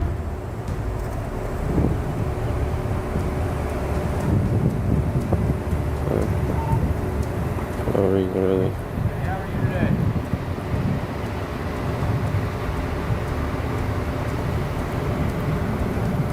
How are you today?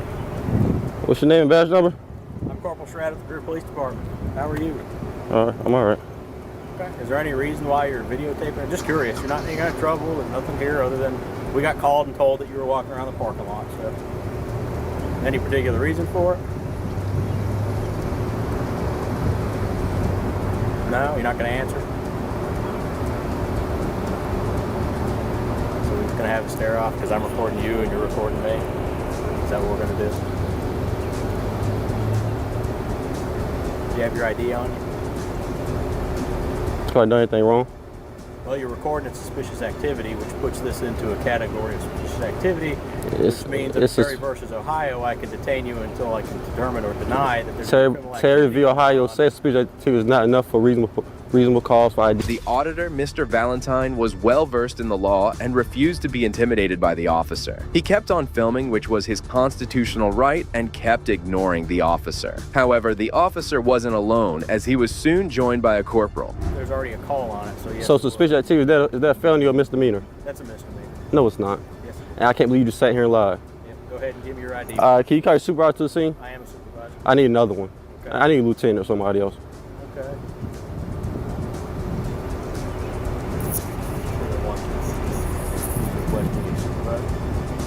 Above me?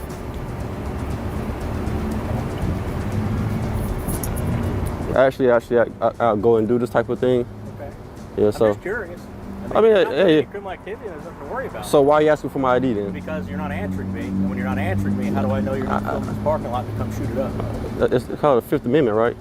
So I can check on that if it's suspicious. And the part of that checking is to identify you. So if I get it's suspicious, a felony or misdemeanor. Even the officers knew deep down that the auditor was right, as he was making complete sense. But they didn't have the guts to accept the truth. Shortly after, a sergeant arrived and he kept escalating the matter. Hi, sir. Again. Name, badge number? Sergeant Forrester, 301. All right, how you doing? Good. How can I help you? Well, he contacted me, wanted my ID for no reason, so I need a supervisor to let him know that, you know, without any crime being committed, I don't have to present my ID. Well, he actually got a call on you. Well, what crime have I committed? Well, anytime somebody calls in and reports suspicious activity, It's suspicious of felony or misdemeanor. it's neither one. But he asked. Oh, okay, thank you. So he said it was a misdemeanor. So now we have a conflict on which one it is. Well, these cops may have been tyrants, but this sergeant was taking things to a whole new level. We don't have a conflict at all. We have a conflict with hold on, you're acting, whoa, sir. whoa. Taping whoa. our parking lot in today's Whoa. day and age, that's fine. Whoa. That's fine. You ain't got to whoa nothing. Whoa. What's your name and badge number? My badge number is 201. It's Whoa. Lieutenant Holcomb. Whoa. Holcombe. Now, whoa. let me have an ID. This is the intimidation factor right here. Let me have an ID, please. What crime have I committed? What crime have I committed? An ID. What crime have I committed? An ID. You're gonna be failure to listen to a law enforcement officer ask you for an ID. What crime have I committed? An ID? What crime have I committed? Have you got an ID? What crime have I committed? Videotaping our parking lot and walking around the police Is that a department. crime? Yes, sir. Right now, in It the is. day and age that we're dealing with, yes, sir. It is a crime. What crime have I committed today? Anytime there's a suspicious person. Is that's that a going felony or a misdemeanor? It's a. Let me see Whoa, your ID. whoa. You got the count of Whoa. three, or you're going to jail. The sergeant was being incredibly aggressive, as he had no respect for Mr. Valentine. He kept threatening him with arrest, but the auditor was unfazed, as he knew his rights very well. I see I got one hand on my camera. One. Whoa. Two. Don't shoot three. me. You're under arrest. Whoa. You're now under arrest. Yes, you were. The officers proceeded to handcuff him just for filming in public and refusing to give his ID, which he was again not legally required to do so. Soon the cops took him to the back of the police cruiser and snatched his phone. However, the camera was still on and we can hear the cops in the background. Guess what? You're gonna see the inside of the South Carolina jail.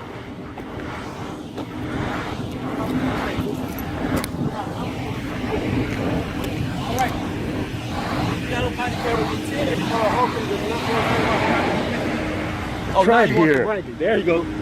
Like I heard you say something.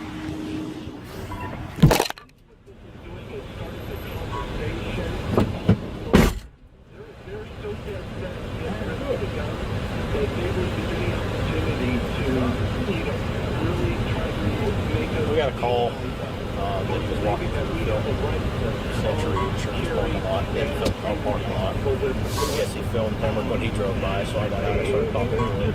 He wouldn't answer me at all. Pushed me back. The only reason these cops came over was because of a call. It's bizarre to think how a 911 call made by any unknown person can have you in jail while you are breaking no laws. And I told him, I said, we're Terror versus Ohio, now you're being suspicious, so I can detain you, and I didn't see your ID. What crime was it? Didn't have an ID.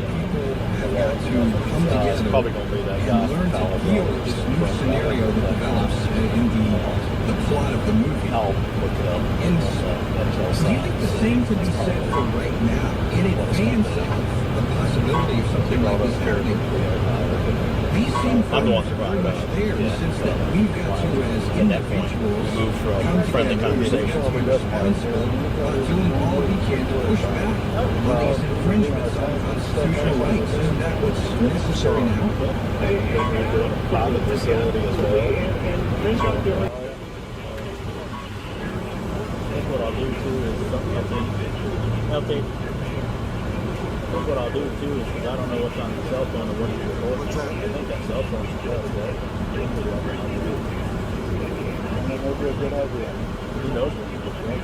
It's a good idea. Get a talk with the detective, so you go search one thing and download everything on it.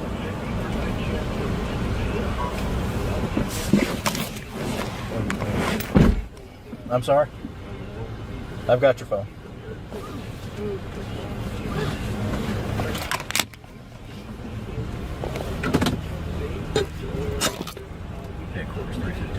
Mr. Valentine was then taken to the police station, but was soon let go. However, this video caused severe uproar on the internet, and as a result of this, the police chief resigned just 3 months later. Well, these cops turned out to be tyrants, but the actions of the next officers will leave you shocked. Lift up your shirt and turn around. Walk back. I am livid. You know what? No, I understand that. And you guys have him handcuffed. He just got out of school. You're talking about a 4.2 GPA kid. On August 15th, 2022, España Police Department put out a BOLO, or a B, on the lookout for a white Toyota pickup truck that had been used by someone committing robberies in the city earlier in the day. Soon after, a New Mexico State police officer observed a vehicle that matched the description and initiated a traffic stop of it. However, he had no idea that he was making a huge mistake. 756, suspect in that robbery. 76 and 106. Hey, let me see you get out! Put your hands up! Open the door! Put your hands up! Walk back! No, hey, no! Open, let me see your hands! Walk out! Walk out! Walk back! Let me lift up your shirt! Turn around! Lift up your shirt and turn around. Walk back. Turn around, walk back. Walk, walk. Keep on walking back. Keep on walking back. Keep on walking back. Keep on walking back. Keep on walking back.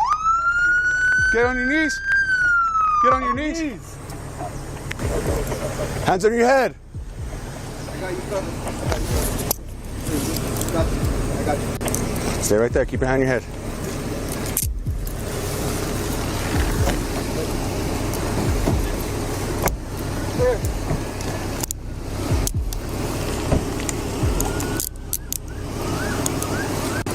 Up. I'll back this way. The person sitting inside the truck was not the suspect they were looking for. In fact, he was a 17-year-old high school student, Adam Pacheco, who had been mistaken as the suspect. That's your truck? Yeah. I just got out of school. You were in school the whole time? Yeah. I live here. Yeah, this is my house.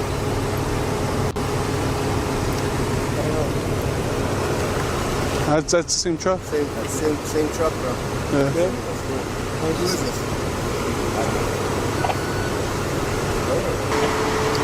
Who's this truck registered to? This is my truck. This is my dad's. Your dad's? His name's Adam Pacheco. Okay, who's Lisa? Lisa? That's my stepmom. Where's she at? She's at home. Where? What's it called? That's the movie theater. La Mesilla? Yeah, La Mesilla. No, that's where the mom is. Which is Lisa, right? Adam was visibly confused and shocked to see loaded fire pointed at him. He had no clue what had happened, as the useless officers had mistaken his truck for the one used for the police. They proceeded to make him sit in the back of the police cruiser as they continued their investigation. I said, man, you're under arrest, brother. Just have a seat. You want to call your mom? What do you want to do? You want to call your mom? Where's your phone at? It dropped, I think. I think you left it anywhere. No, it dropped. Oh, it dropped over here? I think it dropped now. Okay, I'll go get it. Hey, I'll go get it. And then we'll call your mom, okay? This is it? No, but I don't know if it's like the actual truck they saw him jump in. You know my mom's? Huh? I know, that's what I'm saying. There's no way. That truck's registered to Lisa, right? Yeah, to both of them? No, it's just under her. It's just her? You got nothing on, no weapons? No? I'm gonna take off the handcuffs, sir. Hi. I don't know. So, like, there's cops here at the house. And I tried to pull into the house and I got pulled over. And then, I don't know. The teenager soon called his mom, who was furious at the police officers for this misconduct. This was extremely unprofessional and embarrassing for the cops. Right now, so the truck that he's driving matches the description of an armed robbery that took place in the city. Okay. Well, like I said, it just matched the description, so we're just. So he's under arrest, but the police department wants to talk to him. Okay, he's a minor. You will not talk to him without consent. That's fine. Like I said, we're just holding him for Espanola Police Department to get here. Where is here? Just outside the house.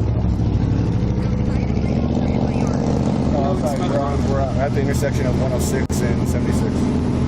Okay, So did it happen today? Until I get there. Okay, that's fine. What's up? That happened today?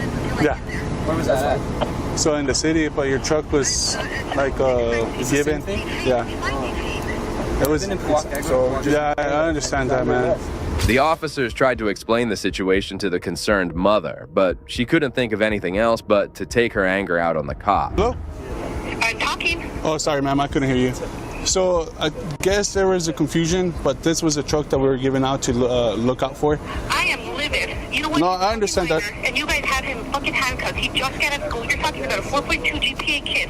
I understand, ma'am, but that's the information that we're given, you know. So that's why we pulled him over. Your information before. Yes, ma'am, but that's the information that we were given. Name, and I need your badge number. Okay, Officer Rodriguez. And what is your badge number? 135 now. 135? Yes, ma'am. You will be hearing from my attorney. This Okay, is ridiculous. that's fine, ma'am. You literally detained him and put him in handcuffs. He's a fucking minor. No, I understand, but at the time we don't know that, so that's what we were rolling for. What are you doing with him now? So he's gonna get released. He's gonna go home. This is fucking ridiculous. You Yes, will ma'am. be hearing from my attorney. Okay, that's fine. What is your man? Is this Espanola PD or who the hell are you? So Espanola PD is the one that received the call, and they're the ones that put out the bolo for the vehicle. This is state police. This is ridiculous. And nothing in your right mind said he's a fucking minor? No, ma'am. Well, we don't know because the vehicle's not registered to him. It's registered to you, right? The corrupt cops were still not accepting their mistake as they kept giving lame excuses for the arrest. However, finally, the boy's mother arrived at the scene and the cops let him go. Give me your supervisor's name. Okay, so it's Lieutenant Casales? Fucking ridiculous. Okay. Go ahead, ma'am. That's fine. There you go. What's up? You're good to go, bro. Yeah. No worries. She's just freaked out. I was freaked out. No, that's fine, man. Is that her? No, that's my Nina. That's my... Oh, okay. All right. Yeah. So you're good to go? Yeah, you're good to go, man. So I can take the truck? Yeah, you can take the truck. Sorry, babe. What's going on? No, so we were given information that this vehicle was possibly used in an armed robbery earlier in the day. So that's why we pulled it over. Is this what was going on by McCurdy? Yes, ma'am. Okay. Yeah. So that's why we pulled it over. But once we realized it wasn't, I mean, it's not him, so he's good to go. So. Okay. Yeah. Okay. All right. Yeah, so that's a whole... Thankfully, justice was served in these cases, but the next one shows just how far some officers can go. How you doing?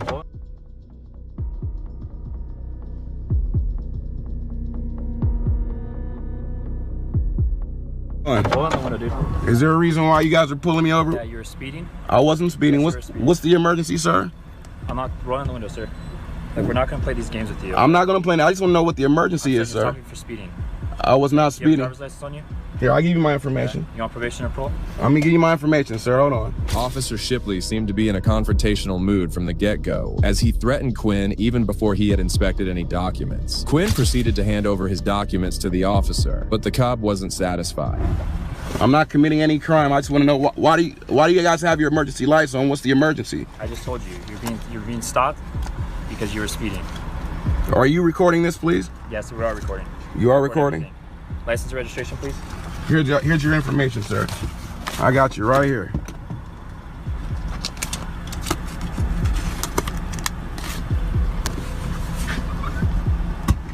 Hey, sir, I don't like you reaching around. I'm just showing. Ask you to step out of the vehicle. Here, I don't want to step out of the vehicle because I feel like I'm under arrest. I'm gonna have you step out of the vehicle. Listen, you either step out of the vehicle, I'm gonna break the glass. Can you please have your watch commander show up? Within seconds of making contact, Officer Shipley issued a threat of him breaking the car windows. Quinn was still trying to make some sense of the stop, and what should have ended with a simple speeding ticket was about to escalate into a huge problem. Step out of the vehicle. I would like to have your watch commander show up, please, sir. Don't break my window. I'm asking please, sir, don't break my window. I'm recording this for my own safety. I'm under duress. Please do not break my window. I didn't commit a crime. Step out of the vehicle. Sir, I did not commit a crime. I will step out. Under duress, please. I'll step out under duress. Please step out. I will, please. Please do not hurt me.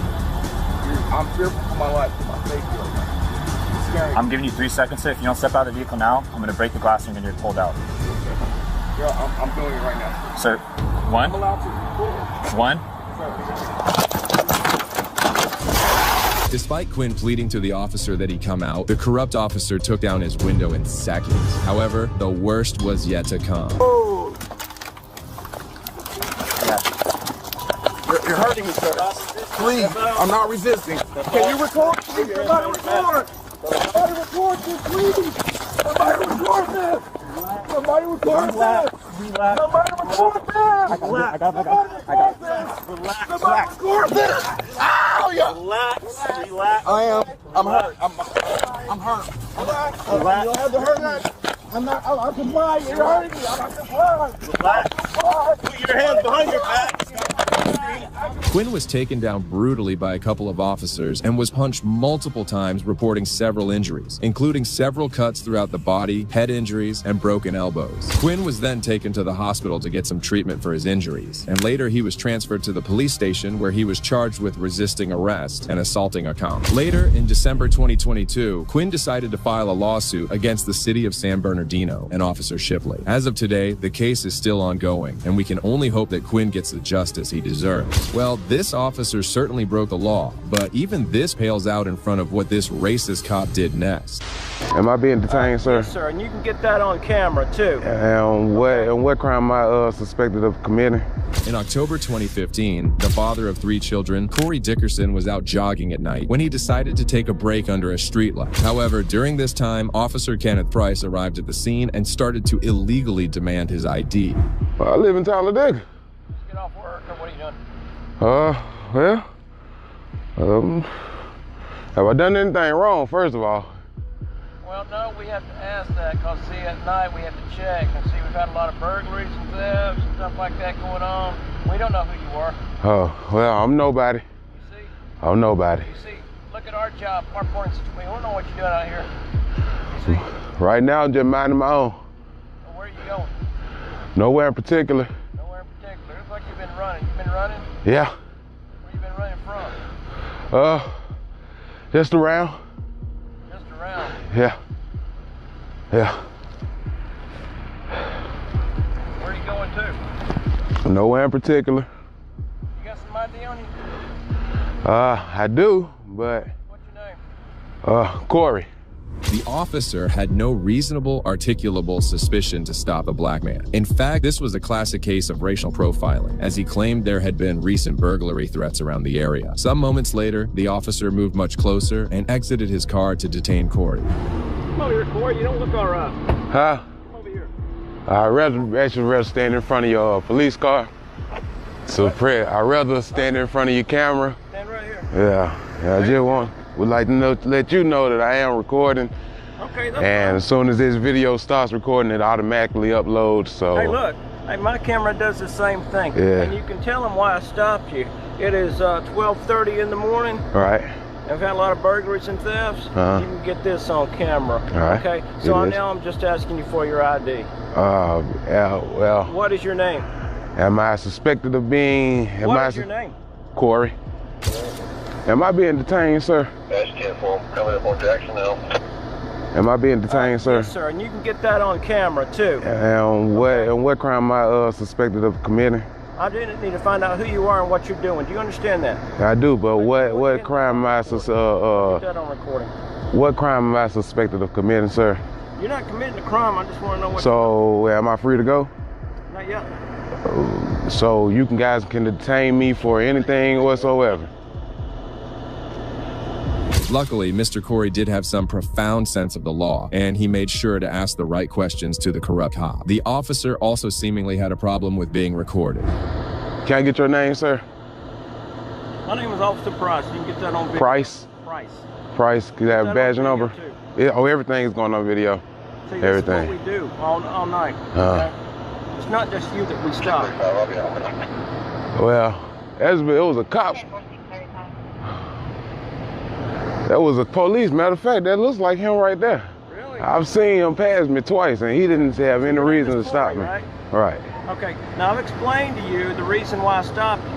If everything comes back, I'll let you go. And I'm pretty sure he seen me earlier, so I'm pretty sure he could tell you exactly what I was doing when he seen me. Moments later, another police officer arrived on the scene, and Corey explained that he had previously seen him running around the blocks. The officer also testified to this, but it seemed like the illegal detainment was not ending anytime soon. Apparently he was running, standing over here. I was concerned about it. He wants to get us all on video. I explained to him why I stopped him. He just goes back for it. No, he won't give me his full name, information.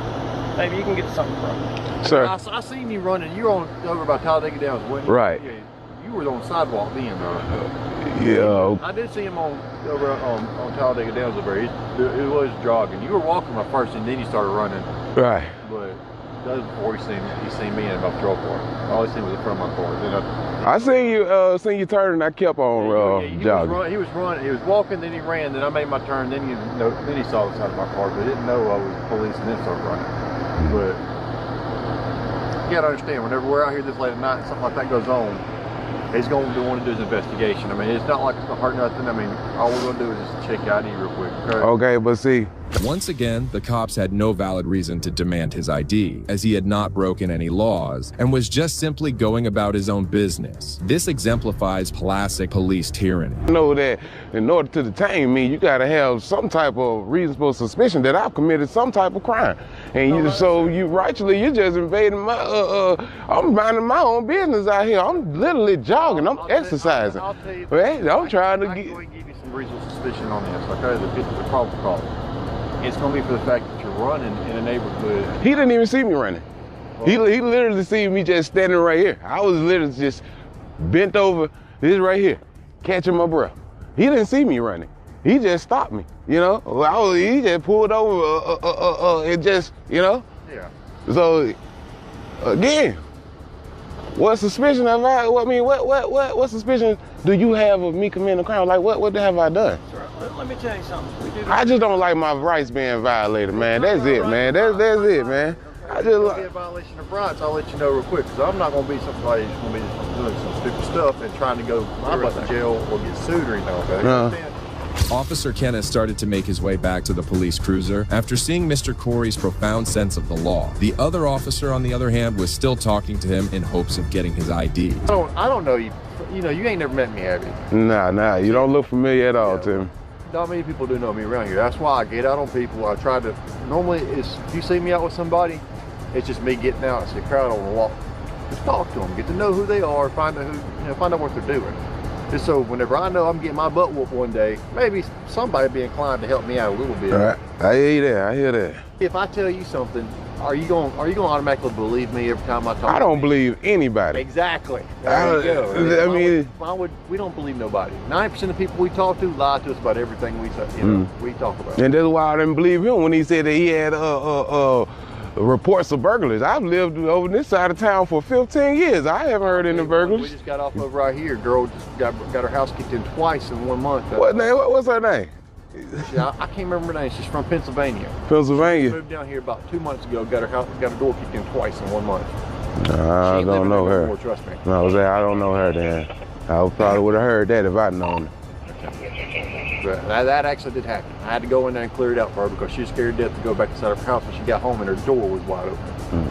I ain't gonna lie about that. We have had some burglaries, not many, between the burglars and the shootings and everything going on here. I mean, I understand the shooting, but those what I understand was those was a whole bunch of little teenagers. I'm a grown man. I got 3 kids. Sometime later, Corey himself told the cops that he had painful interactions with the officers in the past, therefore justifying his actions now. However, we have to give him the credit for being resolute and firm despite being pressured by 2 corrupt cops. Tell me you're a good enough citizen that you obey all the laws and everything. I ain't say I ain't say all that. You got 3 kids, I hope you do. I mean, I take care of mine. I mean, I ain't just 100%. Ain't nobody 100%. Yeah. Good Christian person. Bro, everybody got their flaws. Right. And that's all it's boiling down to. He just want to make sure you ain't got no active warrants, make sure there ain't been no burglars. In case there is one that pops up down the street, somebody's door got kicked in, we'll kind of know in the general area where to start looking at.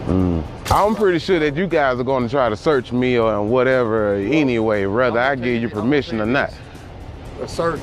And I also want, I don't mean to interrupt you, but I don't trust police just because I got my hair pulled out, I was choked, tased, maced, beaten bloody.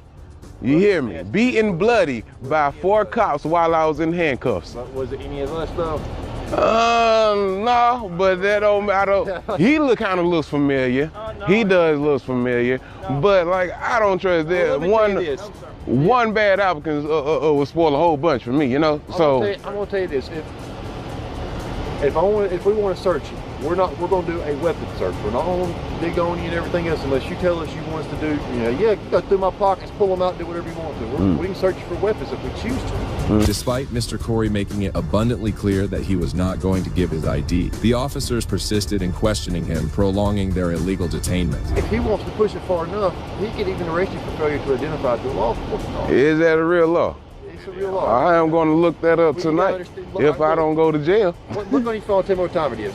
Huh? What time is it? It's recording right. It's still recording now. Last I checked, it was what, 12:20? 12:44 now. 12:44. 12:44. You out here in the middle of the intersection, business right there, with a bunch of houses around here. You sweating. I saw you running. I was saying, you know why I'm sweating though. He doesn't. He's out here. He's the one who made the initial stop. All right. All he's asking is for a name, date of birth, so we can check you out, make sure he ain't got no warrants or anything like that. That's all this boils down to. And then that's another thing. I might do have warrants on me. I'll be a fool to give you guys my name, then I go to jail and lose my job. I don't have any bail money, no bond money. Well, do you have warrants for him? Eventually, Mr. Corey stopped recording, and a few minutes later, he was set free by the cops without being charged with anything. He also didn't provide his ID to any of the cops and was eventually let go. Once this incident went viral, the Talladega Police Department received several complaints from various individuals against these two officers. However, the department claimed that the officers' actions were within the frame of law and refused to carry out any actions against them. Well, the officers did eventually leave Mr. Corey without doing any harm, but they did violate his rights by illegally detaining him. Well, what happens when an auditor notices a police officer breaking a law? Sir, can you put your seatbelt on for me? You understand what I'm saying now? You're in violation of traffic law, sir. In March 2024, First Amendment auditor Sean Paul Reyes decided to do a First Amendment audit of the Delaware River and Bay Authority in Newcastle, Delaware. As soon as Sean entered the maintenance unit, he got his first resistance from the employees. What's up, man? Hey, what's up? Good. Who are you, man? Maintenance, what's up? Maintenance? Yeah, no, I'm good. I don't need help with maintenance. All right. Yeah, I don't need any help with maintenance, thanks. Help with something? No, nothing with maintenance, that's for sure. What are you looking for? I'm not looking for anybody. What are you video? I'm, right now, you. Yeah, well, this is private property. Oh, this is private property? Oh, it's a DRBA. I'm just asking. Yeah, no, I'm just taking some pictures and video, that's all. Okay. Sean had no issues dealing with him, as he was in a public place and had every right to film there. Moments later, a police officer arrived in his car and also confronted Sean. So it looks like the DRBA police force. Hey, how are you? I'm doing well, sir. If you want to talk to me, you can get out of your vehicle and talk to me. So it looks like the DRBA police force. Hey, how are you? I'm doing well, sir. If you want to talk to me, you can get out of your vehicle and talk to me. Sean was already in a public area, but the officer felt compelled to offer his advice. Moments later, the officer arrived back towards Sean, and this time, the auditor reminded him of the laws he was breaking. Good? Everything's great. How are you? Good. Make sure you stay on public sidewalks and stuff and everything today. Sir, can you put your seatbelt on for me? You understand what I'm saying now? You're in violation of traffic law, sir. Okay. Would you mind putting your seatbelt on for me? You understand what I'm saying? Do you understand what I'm telling you? Yeah, I do. So can you put stay on the sidewalk? So can you put your seatbelt on, sir? You're in violation of Delaware state law, sir. Very good. Can you put your seatbelt on? Am I driving right now? Well, you were driving when you came up here, and you didn't have your seatbelt on. No. Maybe I did. Maybe I didn't. You didn't, sir. Good. So you should comply with all laws of the state of Delaware, sir. Good. Can I get your name and badge number, please? Name's right there. You see it? Oh, it's right there. Is it THEIR or? Yep. THEIR. Okay, All right there. And your badge number, officer, right there. Your badge number, officer, right there. Have a good day. Do you have a badge number? Yeah, just put your seatbelt on for me, sir, just so you can stay safe out there, all right?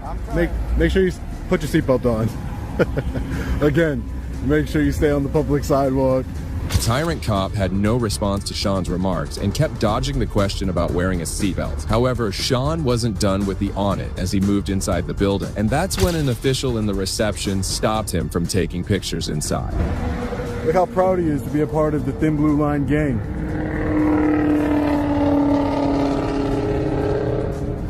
Look at it, back to blue until it happens to you.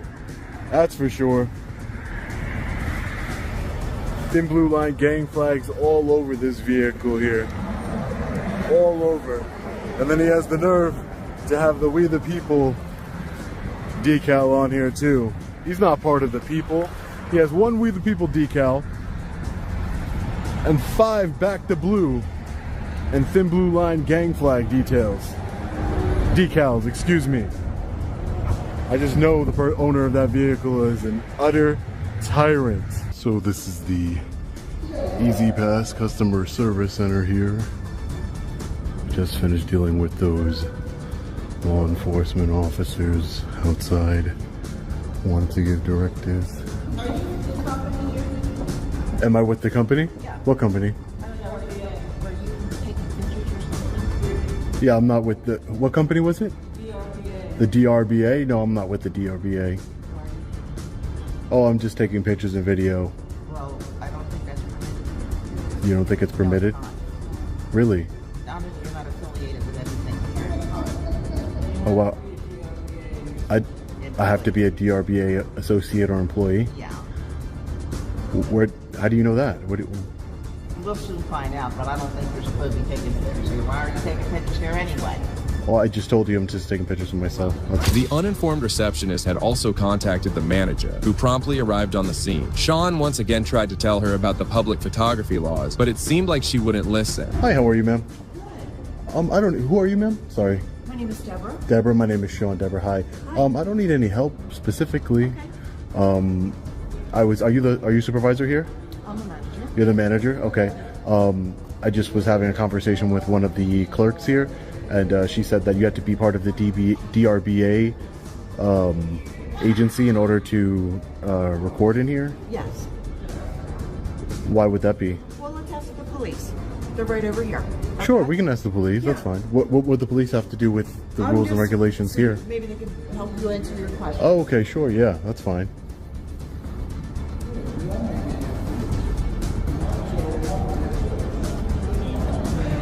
I can't see you.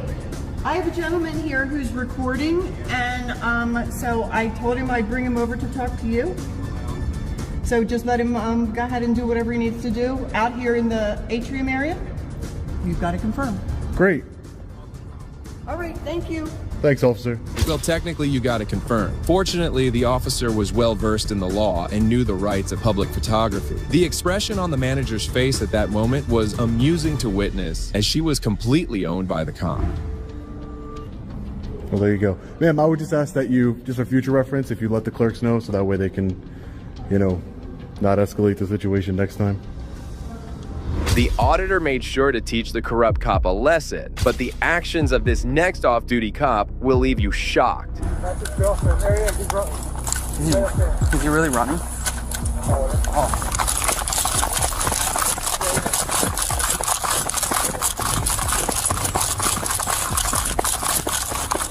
Hey, you're gonna get tased! Hey, you're gonna get tased! Hey, you're gonna get tased! Get the on the ground! Both of you on the ground! Right the down! Get on the ground! Yeah! Hell, please call. I don't give a I'm a piece of Hey, dude! Put your hands behind your back. Wait, put your hands behind your back. The suspect was identified as Officer Henry Capuch of the Chicago Police Department, who had come on his holidays and was roaming around with a girl. Congratulations! I don't give a about your badge. I'm sorry, what's going on? Back up! Back up! Is this a joke? Guys, what's going on? Are you guys serious? You don't look like I'm joking. You guys have a real life on this? Back up! Okay. I'm not gonna.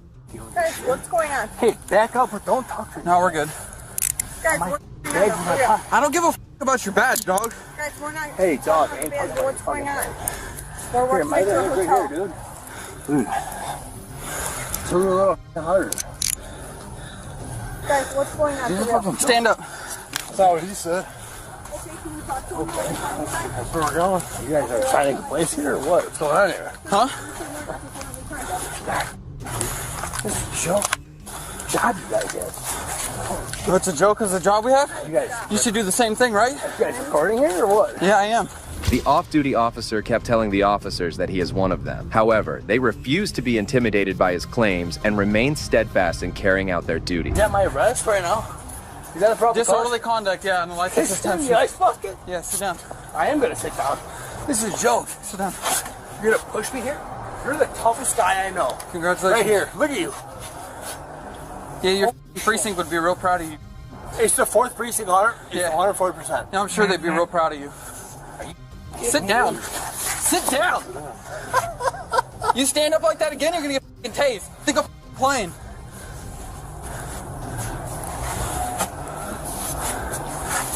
Yo, bro, I'm sitting on the bench. Bro, you're about to get dumped. I'm sitting on you the can't bench.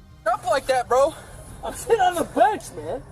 Jesus Christ. What the fuck are you talking about? The officers were having a hard time dealing with the intoxicated officer, as one of them went over to question the witnesses. Like guys, I'm a bar back here. I was just going back to get some ice, and I see him peeing in the ice bucket, and I'm like, bro, what are you doing? He's like, what? Like he acted like he wasn't doing nothing wrong. I'm like, okay.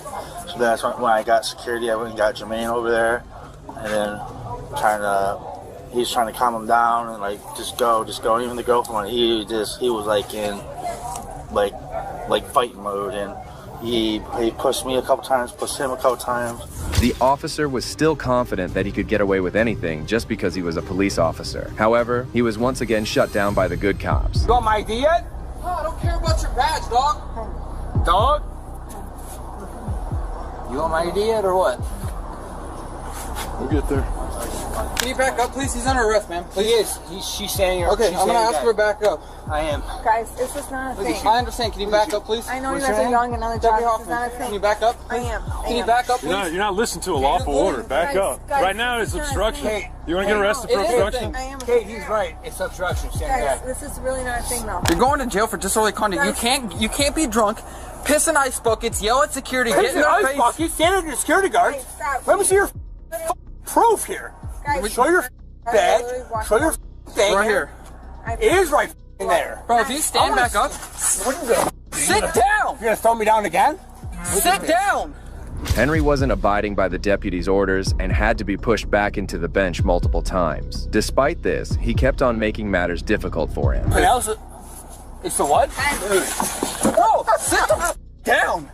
You keep pushing my face in the wall here. Yeah, if you keep standing up. Face in the wall here. Have I showed any resistance? Yes, you keep. Have I showed resistance? You're about to get arrested for obstruction. Have I showed Back resistance? up. I'm not kidding. Hey, Sarge. Hey, Sarge. Henry, stop. Sarge. Hey, partner. I need you to relax for a second, okay? Henry. But listen to me. Listen to me. Henry. I've been here for a few minutes. You've been nothing but yelling. Relax. Henry, my body cameras stop are on. right Just relax. The deputies then proceeded to escort Henry to their police cruiser, and once again, the off-duty cop just couldn't stop talking. God, I can tuck myself in. Please don't. Do you want me to loosen these? No, I don't even loosen them. Don't loosen them. Don't loosen them. What am I telling you? Am I telling you to loosen them or not? Take off your watch. I don't need you to take my watch off. You can't take the gel like that. Do I need you to take it off? I'm watching anyways. You're gonna my left hand? You just told me you didn't want it. I just said I didn't want it. You're gonna loosen it anyways? Don't touch me. Just get in, dude. Stop trying to argue. I'm not arguing. This is a show, dude. That's the idea, huh? Loosen it. Hey, at least. The deputies had a tough time with Henry throughout as he kept on abusing and using the F word multiple times. Finally, the officers arrived at the police station.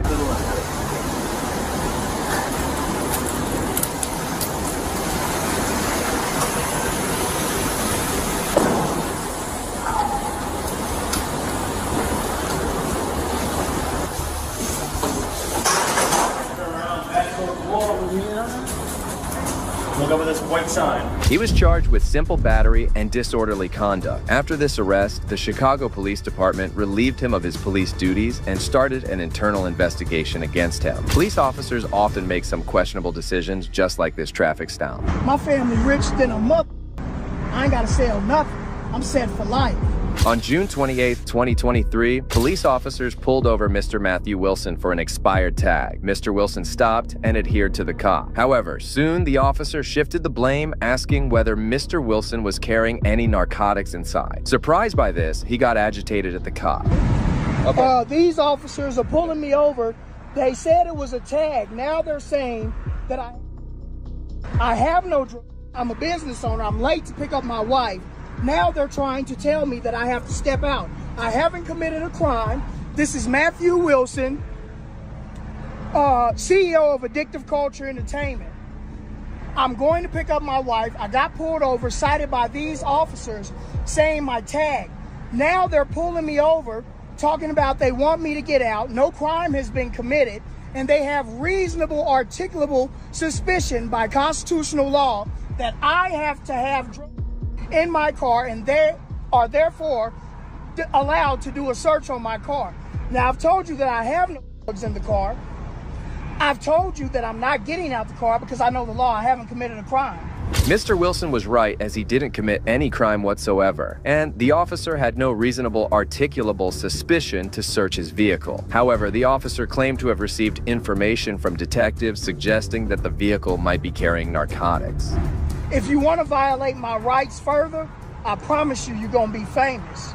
And I'll tell you right now, I don't normally do this, but we have some detectives that were following you, and yeah, and they think Where'd they follow me from? Tell me. Well, I don't have that information, but I travel this road every day. Okay. My wife is a doctor in Boulder. They want you out of the car, and we want to do a sniff on the car with the drug dog. I'm not. You don't have. Call your supervisor. Okay, I'll get. Are you gonna violate my rights? I just told you to call your supervisor. I'm late picking up my wife, bro. And I can get information from other officers that tell me they have probable cause to do a sniff on your car. Because I'm a black man in a Beamer. I had no idea you were a black man until I stopped Because I'm you. a black man in a Beamer. Did not know with the tinted windows. I don't care about whoever your supposed detectives are that follow me. Man, I travel this road daily, back and forth. The officer wasn't making any sense, and even Wilson thought that he was just being racially profiled. He refused to step outside his car and didn't give up so easily on his rights. Multiple times. Yeah. My wife works in Boulder. If you violate my rights, I'm going to make a case against you, and I'm going to win. Okay. You're profiling me because I'm black. Has nothing to do with that. You're profiling me because I'm black, bro.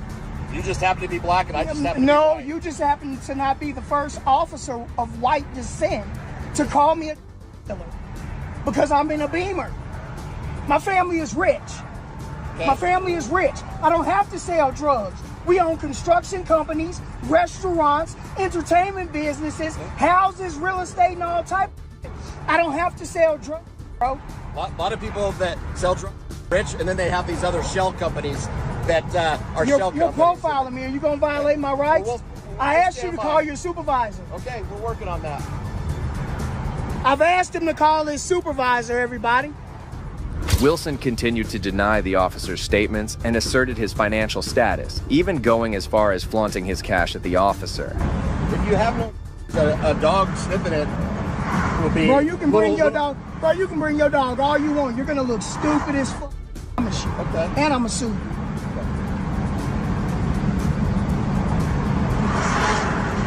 I don't have to sell drugs, bro. My family rich than a mother. I ain't gotta sell nothing. I'm set for life. You about to find out. Watch. Pull me over for a tag. They said it was a tag. Now they're saying I'm a... Detectives were following me.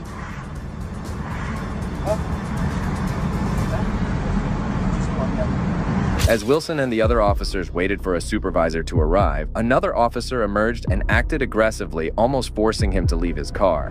Sir? Excuse me, sir? A supervisor is on the way to talk to you, okay? But I do need you to exit the vehicle now. I haven't committed a crime and I'm not getting out the car. You're not going to violate my rights. I know the rights. I got a lawyer. Understand We that, got sir. lots of lawyers. I appreciate that, sir. But I didn't even have to give him my information and I cooperated. If I was a dealer, why not run? Okay. If I was a dealer, why did I give him my... I know the law. I don't even have to give him my information. Well, you do. Because I haven't committed a crime, bro. You operate a vehicle with expired registration. That's not a crime, bro. Yes, it is. That's civil court, bro. Okay, so listen to me, for that. Sir, we're asking you nicely. Legally speaking, we have the right. The Supreme Court has already decided we can ask you to get out of the vehicle. You choose to not get out of the vehicle is a criminal offense in itself. We don't want to go that area, go that route. Watch this, y'all. Okay, so a supervisor is on the way, but you need to get out of that vehicle because if you don't, we're going to remove you from the vehicle and you'll be charged with a crime. You'll be violating my rights and I'm a suit. And that's your choice as an American citizen. Wilson's resistance came to an end when the officer threatened him with an arrest. He soon got out of the car and the cops waited for a K-9 to arrive. Hey, look, I'm gonna let them search, y'all. Watch this. I want all y'all badge numbers. Ain't that stuff right here. I want you to check everything in here. I'm gonna open up the trunk for you too. I'm opening up the trunk for you. I want y'all to search. Have a good search. Have a good search. Watch this, y'all. It's nothing personal, man. It's because I'm black and I'm in a Beamer, cuz. It's nothing about me. Look at my family. You about to find out. Which way? Wilson was furious, and rightly so, as his rights were violated by the corrupt cops. Shortly after, a young officer sided with Wilson, attempting to calm him down. It's nothing about that, bro. It's because of that right there.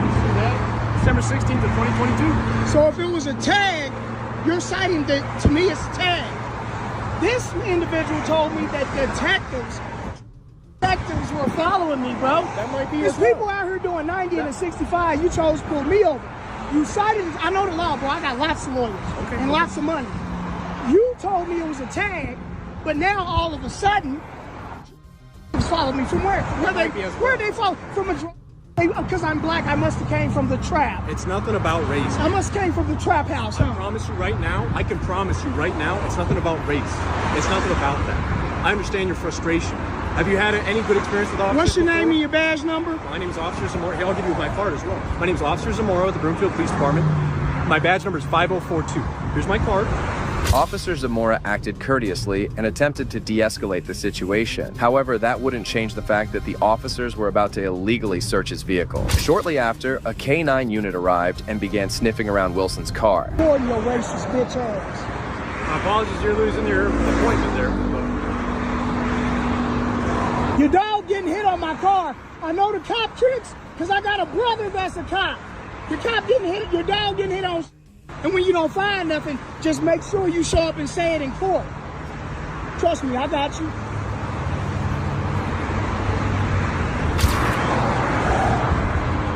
I want to watch him search my vehicle. That's my right.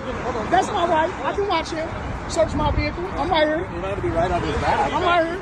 Yeah, I'm right here. Go back there. I'm right here. You gotta go back there. I'm not violating. I don't want to put my hands on you, but you need to go back to your. I'm not violating nothing. Please follow with me. You have the right to walk. Body camera on. If not going to be anything. Well, you stand right there then. Let's please walk back no farther. Right where we were, because that's right now. You do have the right to watch. That's fine. Farther, please. Farther.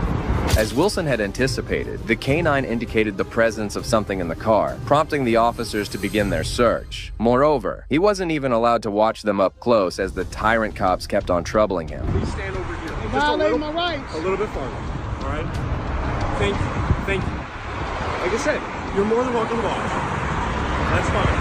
But please, when I ask you, please, at least respect that. Respect what I'm asking you to stay over here, please. I respect people that treat humans like humans. I got in the car, y'all. I got pounds in here. I've been trafficking all over the globe.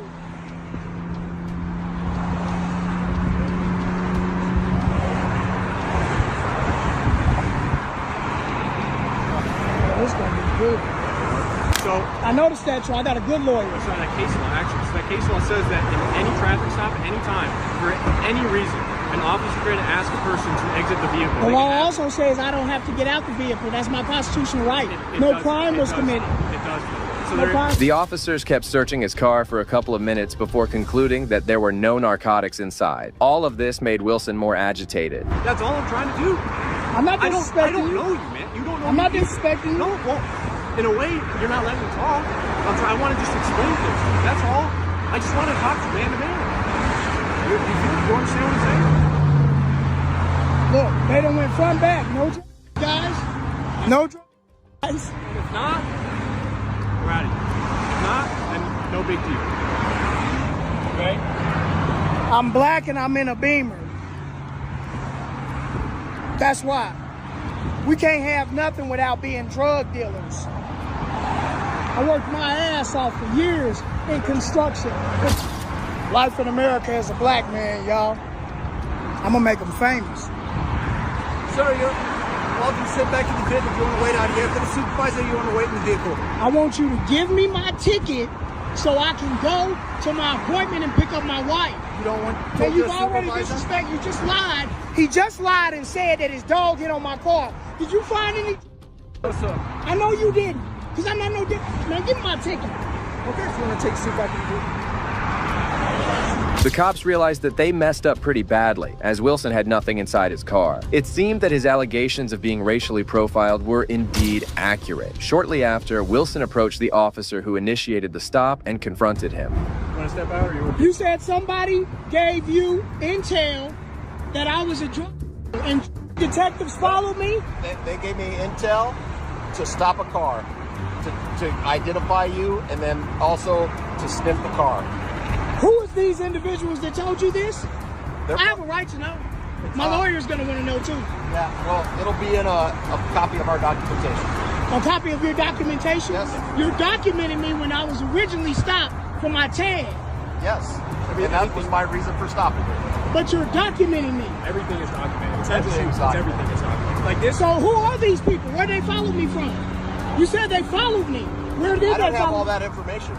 It was a really quick, brief conversation to catch up to your car. But why? Because I was black? Has nothing to do with Because that. black people always have. It must be because black people always have.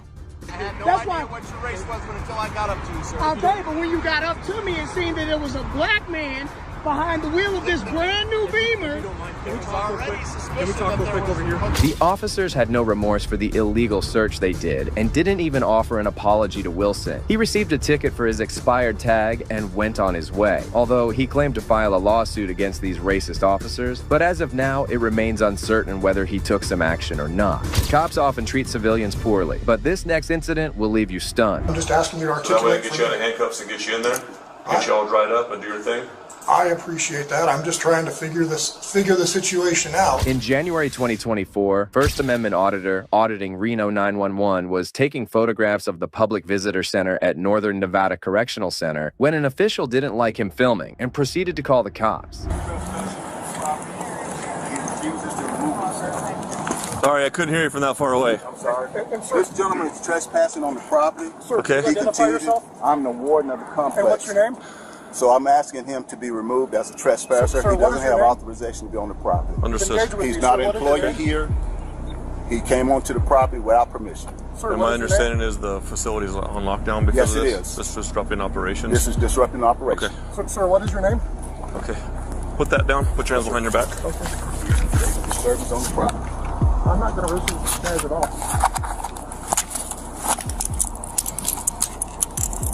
Okay, can I advise you one thing? No, you may not. Sheriff's Deputy Jason Bueno took less than 30 seconds to make the arrest and didn't even attempt to hear the auditor's side of the story. He then proceeded to place him in the back of his police cruiser. Okay, and if you don't want to hear your rights, then we're not going to talk about it. Well, I know it's 197-200, so you're not going to land that.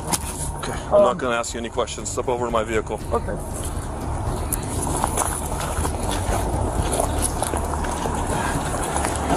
You're being arrested for trespassing. Okay, so where was the no trespassing signs? Were there no trespassing signs? Well, then I'll explain everything to you, but right now I'm not under Miranda, so I'm not going to ask you any questions. I'm just asking you questions. Well, you don't have a right to ask me questions at this point. You have a right to get in the car. I'm good. Sir, what's the best way to do it? Hop on in there. Can I twist this way? Yep.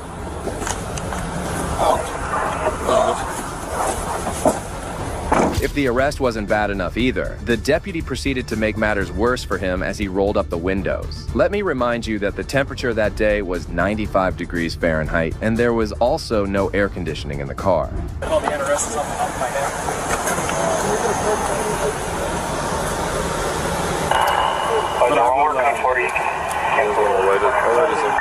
Do you want written statements or good for? Well, I need written statements. Yeah, they're going to be on our statement form. That's what I was figuring. I'm sure he's probably one of those advocacy groups.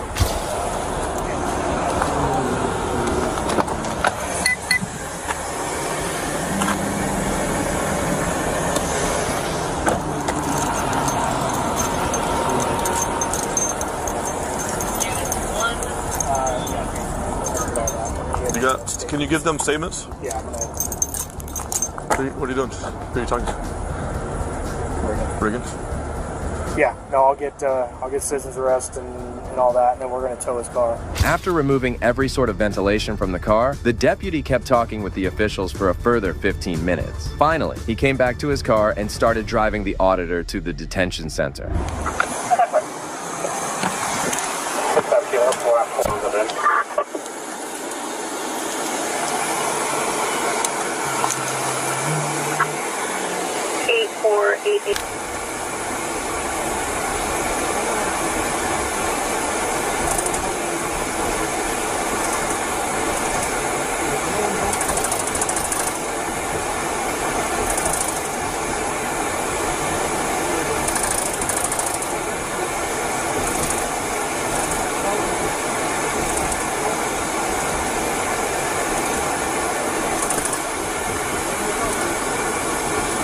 Okay, so you do have the right to remain silent. Anything you say can and may be used against you in a court of law. You have a right to talk to an attorney and have an attorney present with you if you wish. You can choose at any time not to make any statements or answer any questions. Do you understand those rights?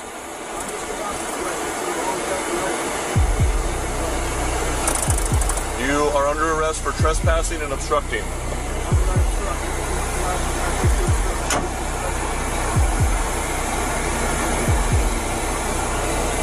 I think you're a little confused on how this may work, and that's fine. Okay, but you don't get to do the interrogation on me. Well, it'll be in your probable cause complaint, okay? I'm not gonna debate with you. That's not how it works. All right, sir, step on out, please. Face the car right here. Just put your feet apart. Thank you. Don't look like you left anything. All right, come on this way.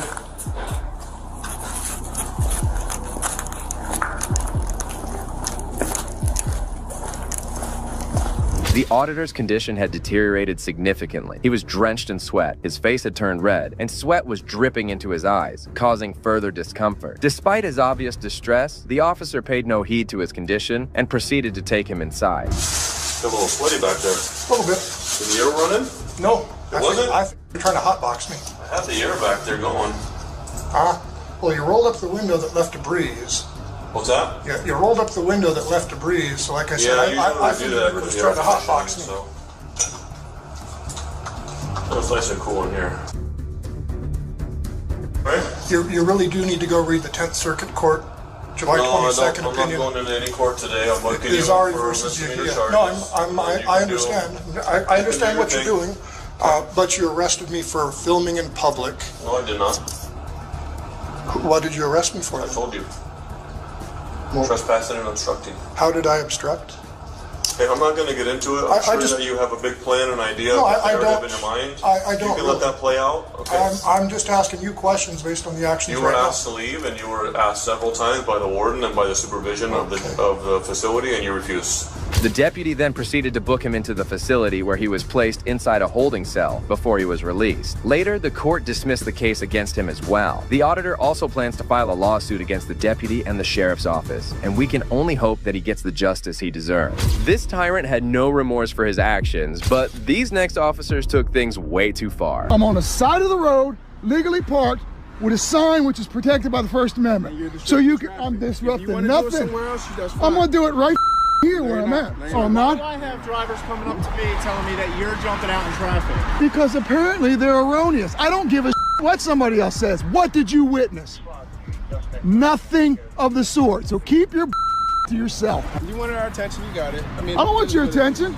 Go the away, road pirate. You wanted our attention. Go away, road pirates. You keep saying jumping in traffic. When did you witness this offense? Don't you came to me. You came to me. You came to me. You came to me. Tell me that you're jumping out in front of them with the sign. So they want to lick your boots. Let them. Trooper Nicholas Gallo and Corporal Stephen Douglas had no basis to detain Jonathan, and that was when they decided to operate disdainful strategy aimed at provoking him. Don't put your hands on me. Do not give me my property back. You piece of give me my property back. You see this? You tyrant piece of You tyrant. What are your badge numbers? Step back, okay? Don't walk No, up no, to me you like stole that. my property. Did you see anything in my hands? You stole your piece property? of Have a nice day. The tyrant cops forcibly snatched the cardboard from the poor guy and even tried to lie about it. Jonathan couldn't do anything but record their actions as they made their way off. However, the story was not over yet, as some hours later, the same officers pulled Jonathan over when he was in his car. The reason I stopped you is you had your hand out the window with So what? finger. So what? It's constitutionally protected speech. Is there a reason why you're doing that? Is there a reason why you're doing that? You're stopping me for constitutionally protected speech, right? Because you had your hand out the window. This is what I did. You got a problem with that? Sir, listen to me. Listen to me. No, no, no. All right, listen. Go away. Disorderly conduct. No, it is not. That is disorderly That conduct. is called If you were doing it out freedom in the of public. speech. If you were No, out in no, the public, no, you are out in the public and people see you. No, it is Here's- not. Here's what's going to happen. No. License, please. No. Here's what's going to happen. I want your supervisor, please. I am the supervisor. I am the supervisor. License, and that's why please. I'm here. I'm going to reach into my pocket and You're get my fine. license. You're fine. And I'm going to take you to You're fine. court. But here's what I'm saying. Take it to court. That's what I want you to do. That's what I want you to take it to court. So but before we go any farther, you're pulling me over for what? Because you had your finger out. Disorderly conduct. Now, what? here's what's about to happen. You're about to be arrested again for resisting arrest. No, I'm not. This time, the reason was even more shocking. Douglas was also joined in by a sergeant who was only making matters worse. He continued to threaten Jonathan, and it was evident that both the officers had no understanding of the law. Yeah. Right now you're being detained. For what? You're being detained. I told you why I stopped you already, sir. For putting my middle finger up. That's correct? Correct. No, exactly. Right. You extended your arm out the window. No, I had my middle finger out the window. Okay, let me get your ID. Okay, you had your middle finger out the window. Okay, yes. We're going to take you in. We're going to tow the car, and we'll call social services for the kid. Oh, so now you're threatening. Now you're threatening my child. No, it's not a threat. It's a promise. You're threatening my child now. I'm telling you what's going to happen. However, if this wasn't depressing enough, let's hear a call that Trooper Douglas had made moments before pulling Jonathan over. He stuck his middle finger out of the window. Okay. What's that? What's that? We could lock him up for disorderly conduct. He probably won't go anywhere. Nah, what's isn't it like a improper hand signal or something? Charge?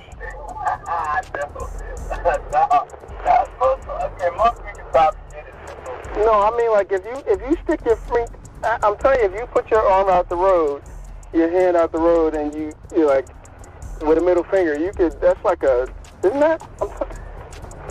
I'm pretty sure. You sure about that?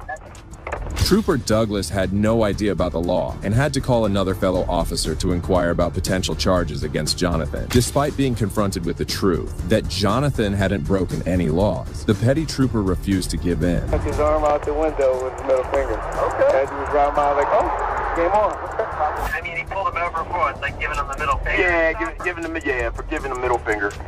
So yeah, you can't do that. That'll get dropped. Yeah, it's gonna get thrown. I told him that's gonna get thrown out, but it's just going, it's gonna cause the problem. He's gonna mess up eventually. He's gonna do something really stupid, and then we are gonna be able to really lock him up. Something stupid like park in the roadway. Right. Something like that'll fly. Unfortunately, I mean, you can't. We can't pull people over. We can't write them tickets for telling us to fuck off or giving us the middle finger and stuff like that.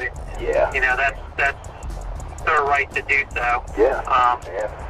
It's appalling to see how inflating the ego of a police officer can be, as they can be heard planning to arrest him later. But all right, I'll do some more work up on this guy, and I'll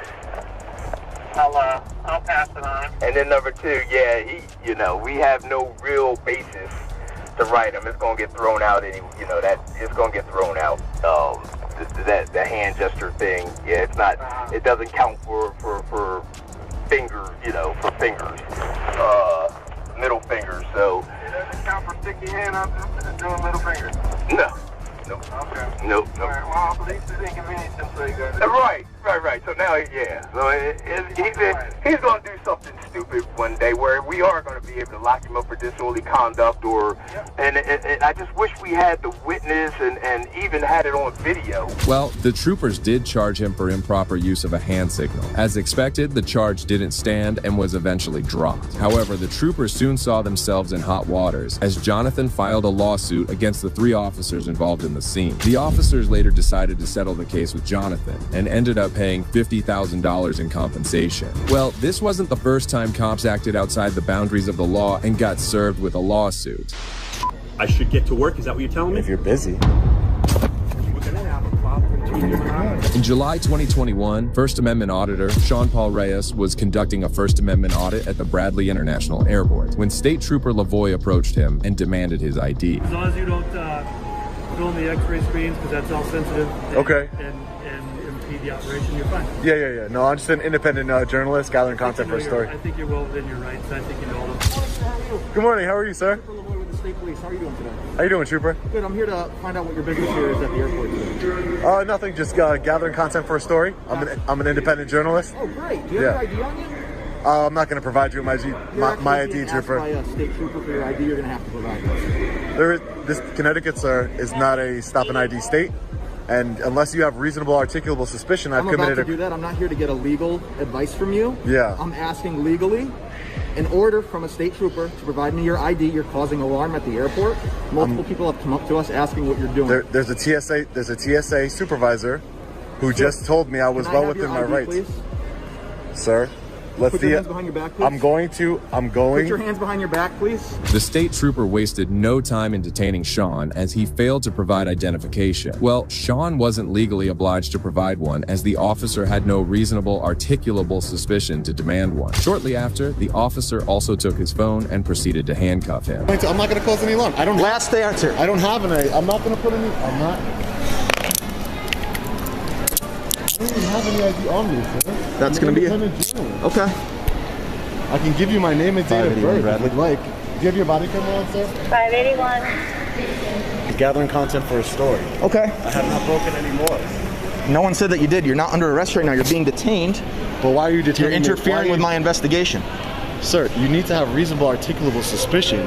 I'm articulating that to you right now, that you're causing a disturbance at the airport. No, I'm not. Yes, you are. By gathering content, I'm an independent journalist, sir. You need to stop trying to teach me legal. Why are you shaking? I'm not going to hurt you. You need to stop and listen to me. I'm trying to identify you because you're causing a disturbance at the airport. You refuse to provide me your ID.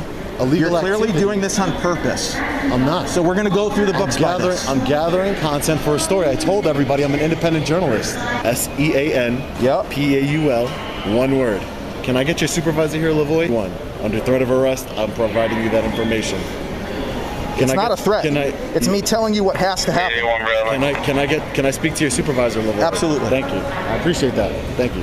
It appeared as if the trooper was struggling to control his emotions as his voice was cracking and his hands were shaking. On the other hand, Sean remained steadfast and waited for a supervisor to arrive. I'm not here to. No, you can go back and you can do that with your supervisor. I'm here. If you whatever you need me to do that you feel that you're going to arrest me over, I will comply with that. Mr. Reyes. Yes.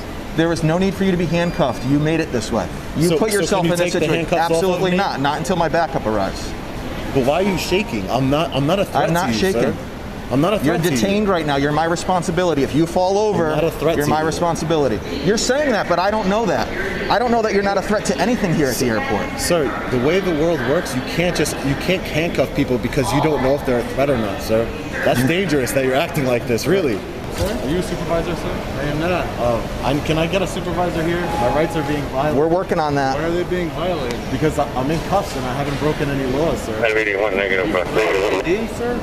Sir, there is, as you know, an unlawful detainment. This is you know what that's going to happen, right? Sean kept trying to explain his point to the trooper, but he remained unwilling to listen. Minutes passed as Sean stood handcuffed, waiting for a supervisor who was taking ages to arrive. See, the problem is you think you're above the law, and you think you're above. Absolutely you're above a citizen. See, now you're projecting your thoughts because I'm in uniform. So No. Because I'm in uniform. I'm assuming because you put me in cuffs. Yeah, you're detained. That's 100% right. For failure to comply. An unlawful detainment. De-escalation. If you do a little bit of de-escalation, things might go a little bit better for you and anybody else. You could have too. All I did was tell you I want to invoke my right. Is this a supervisor? No. Come on, man. Can I get a supervisor here? He's gonna explain to you guys to release me immediately. I haven't broken any laws. This is insane. You can't. Just because you have trust issues, that doesn't mean you can put free citizens. We have trust issues. You can't put free citizens in handcuffs. It's the nature of our job. This is an unlawful detainment. And when the supervisor gets here, he's going to let you guys both know that, and he's going to tell you to release me. We're going to release you as soon as we're able to do that. I'm not keeping you detained just because I feel like I want to. You understand that, right? I don't comply with unlawful orders, and that's just my right as a citizen to not comply with it. You might think it's a lawful order, but it's not. It's not. It's not. After minutes of waiting, the supervisor finally arrived on the scene, and Sean narrated to him what had happened, hoping for a quick resolution. Sergeant Drummond. Yes. Sergeant Drummond, I would like to be released immediately from this unlawful detainment. I have not broken any laws. Your trooper did not have any reasonable articulable suspicion to identify me or in any way. I talked to supervisor from the TSA, Brett Kavanaugh. He told me that I have every right to film the security checkpoint. This is a public building. I'm an independent journalist. He's violating my First Amendment right of freedom of press. And like I said, I would like to be released from these handcuffs. Okay. And he turned off my phone. I would like to be released from these handcuffs immediately. Okay. I have not broken any law, sir. Okay. All right, why were you videotaping? Just out of curiosity. Same thing I told your trooper. I'm an independent journalist gathering content for a story. Okay. I'm not going to divulge until the story is published. Now I guess the story has changed to an unlawful detainment by your officer, by your trooper, sorry.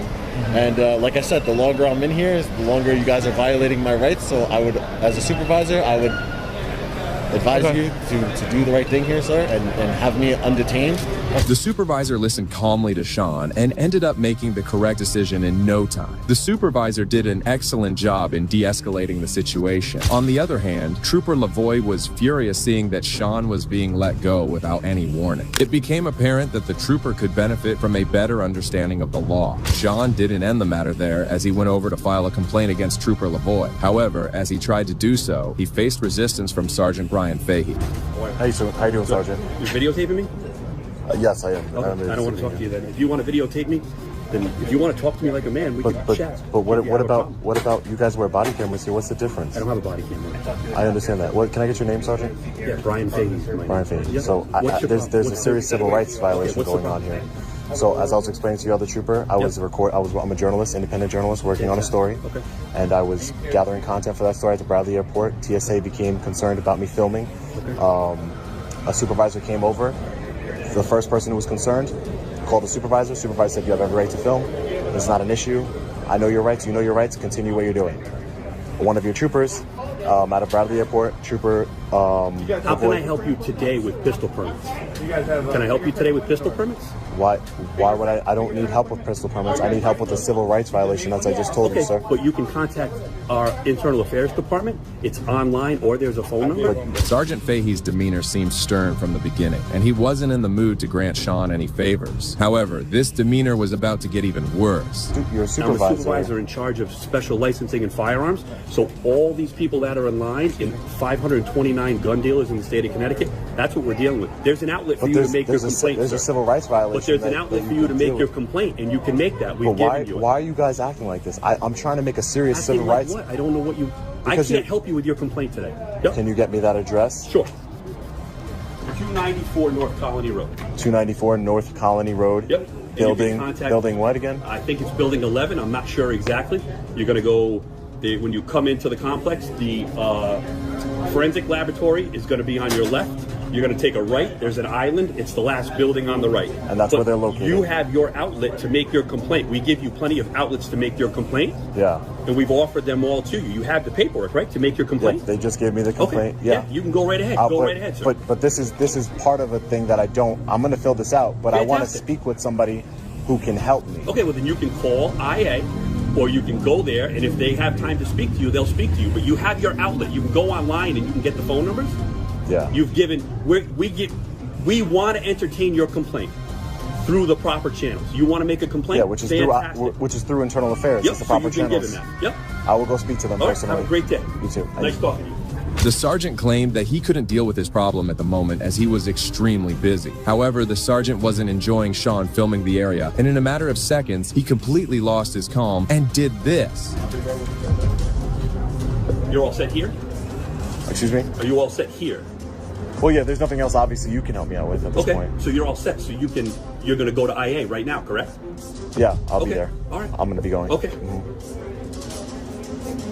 I'm going to be going. Okay. So you're gonna stand here with your cell phone? I thought you were busy. I thought you were a busy man. I am busy. So you should get to work. I should get to work. Is that what you're telling me? If you're busy. We're gonna have a problem between you and I. His body camera's on. His body camera's on. Stop. He has his body camera on. I don't care. Stop, I don't care. Right?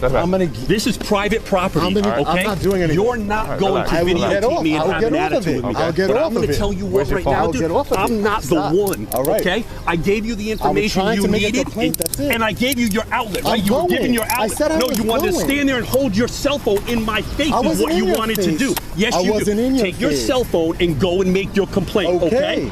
Okay. Can I grab my cell phone? Stay right here. I'll get it for you. The sergeant made a huge mistake as he forcibly removed Sean from the premises of the building, and even dropped his phone in the process of doing so. Later, Internal Affairs claimed that Trooper Lavoie was acting within the law when he detained Sean, and the department also proceeded to clear Sergeant Fahey of any wrongdoing. However, Sean ended up filing a lawsuit against the city, Trooper Lavoie, and Sergeant Fahey. The lawsuit is still in progress, and there's no update from Sean regarding its progress as of now. Well, these officers were corrupt for sure, but they pale in comparison to what these cops did next. I'm gonna sit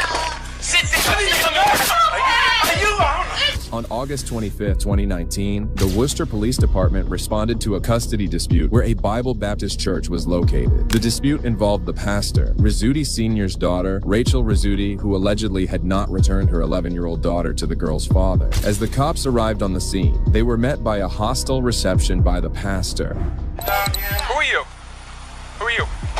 Why don't you go inside? You have nothing involved. Go inside. That's my daughter. So Okay. yeah, I do have a lot to do with it. Yeah. Okay, so You know, you don't have to. this has nothing to do with you. How's that?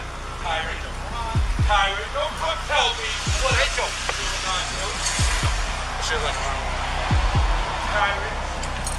You done yelling? You done yelling? Are you done yelling? Acting like a big shot? We're all set here. You can go inside. No, you go on. You're not going to tell me what to do. You can go inside. You're about to be arrested for disturbing the peace. Here, tyrant. Let's get him. Look at him. The pastor called the officer a tyrant multiple times, and that seemed to rile up the cop, which led to a series of regrettable events that should never have happened. Oh my God!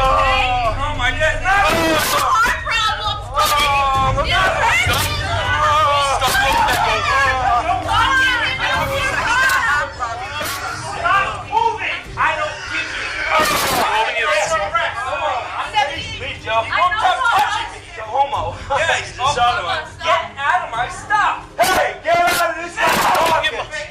Hey, he just punched the woman!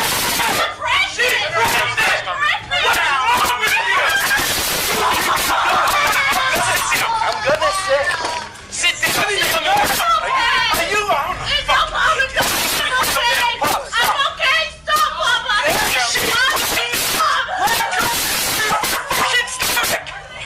She's pregnant! Joe, stop. Just stop. We're in the church assembly. What's wrong with you people? These guys are tyrants. Stay on the ground now. You stop threatening me. I want a supervisor. Now. I want a supervisor. Now. I want a supervisor. I want a supervisor. The cops tased and brutally arrested Rizzuti Sr. However, the cops were not done with the arrests, as they also proceeded to apprehend Rizzuti Jr. and his wife, Carissa. The cops' actions reached a troubling point when they put Carissa Rizzuti on the ground, which agitated her family given that she was pregnant at that point. Let go of me. What's wrong with you? He's a tyrant. I'm resisting you. For him, you psycho. Get on the ground. You're psycho. Get on the ground. Get on the ground. Get on the ground. You're psycho. Stop moving. You're hurting me. Stop it. You stop it. Are you thinking of a dog? Stop yelling. Stop yelling. Relax. Let go of me. You're hurting my wrist. Papa Bianca. Yeah. Everybody, get this stuff. All because they're trying to bully one of our church members and steal their child. Oh, well, that's not how it works. We'll see. Stop touching me! Stop moving. You stop touching me! Temptation. We've got enough cops now. Make sure my wife gets checked out. She's pregnant and this cop tackled her. Supervisor. I want to supervisor. What's this cop's name? No, this is one. The cops' actions at this point were nothing short of brutally appalling. The officers then proceeded to take Rizzuti Sr. and his son outside of the church. The pastor was frustrated at this point, and rightly so. The cops even proceeded to arrest and take away pregnant Carissa Rizzuti. You don't care what I say. You're under arrest. We're going to search you. Get away from me. Okay? You get away from me. No, this guy was assaulted. Right? I'm your arrest. Yeah. Oh, am I? We have a paramedic to check you out. You get away from me. You've already assaulted me. Assaulted me, tased me. Laying in the back of my church, this guy. Imagine that. and he wouldn't calm down. He caused the scene, and then he ran you. Where did you get, where you got tased? I have no idea. He got tased right in the middle back here. Sorry. Can I just look at it? Is that all right? Relax, I gotta check you out. Right here. They just need a card for the other guy? Yeah. I don't even, do you have his name or anything? I didn't get the other guy's name, no. I was literally so caught off guard by everything else happened that I wasn't. I was like, I mean, it was just crazy. My mom's the one right there with the glasses on. All right, guys, we're good. Mom, Thank you. they're gonna tell you, honey, you're going to the police station. You gotta bail us out. You got Joey's credit card. I'm getting arrested you. Next, we have an encounter where an officer oversteps his authority during a brutal traffic stop.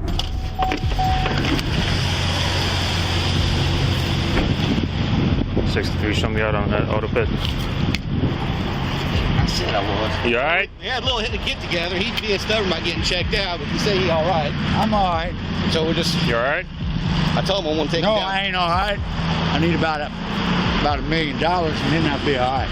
Well, you ain't getting that, so. Yeah. Well, no shit. I'm trying to get him. He's always You up go, and down you my go street, ahead and so get that. I want to get you down. I got that, and, you know, I can put that in my. Okay. Even though it's a complicated. Yeah. Well, so what do you want to do? I can take you. 65-year-old Michael Skurlock was riding the bicycle and got agitated after being struck by the car. Moreover, the officer did not try to de-escalate the situation and kept making matters challenging for the old guy. 63, he's not injured, no ambulance needed. Can you run Michael Skurlock? No, I think I'm on the roof. Flip that cover over. I don't think you're going at it right. There you go. Yeah, I got the tools at the house. You know where I live. You know, you didn't do that on purpose. No, sir. 63, did you get my last transmission? Then you're riding my chicken. I'll come by you. Stop by the house. You know where I be. I'm glad that you are somebody I know. Hey, hold on. Don't go anywhere yet. What do you mean don't go anywhere yet? Exactly what the fuck I mean. Don't go anywhere yet. Hey, what the fuck is it have I done? I was. What? What happened? He hit me accidentally. EMS is not needed. I was looking that way to go, and I was starting to ease out. And the next time I see a flash in front of him, he goes. I was worrying about fucking flat. Skurlock wanted to ride away because he thought the matter was over. However, the officer was conducting an investigation and ordered him to stop until he was done. Now, I ain't worried about flat. Look at that fucking wheel. Wee! I got to fix a flat in that son. And it ain't supposed to fix bicycle tires. It adheres the tube to the tire. And that is leaking down. Boom, bang. Look at this shit. Now, where did you go? All right, am I through? No. What have I got to do? You gotta wait here. What for? Tell me. Till we finish our investigation. Investigation? There ain't Matter of fact, have a seat. Have a seat on the curb. Matter of fact, I was out there laying. Have a seat on the curb. The old man agreed, and the matter appeared resolved in a few minutes. However, suddenly, Officer Kingsley had a moment of madness as he did the unthinkable. You're not listening to me. Have a seat That's on the curb. what you're supposed to do. Have a seat on the curb. He hit me. I mean, he hit me, and I thought he saw me.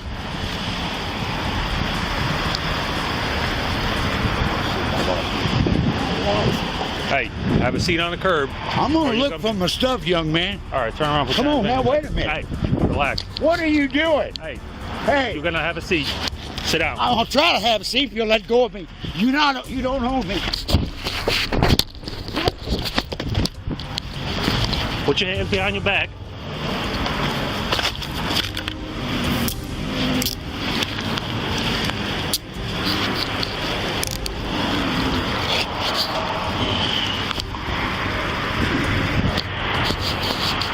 The officer didn't even regard his old age and his helplessness as he banged his head into the police cruiser before throwing him onto the concrete pavement. Skurlock was unconscious, and instead of helping him, the officers kept on with their business and refused to even lend him a hand. Is he out? Huh? Is he out?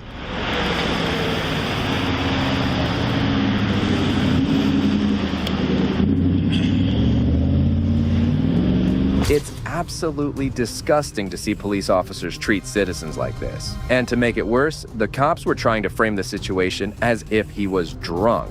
You know his name? Michael Skurlock, I believe.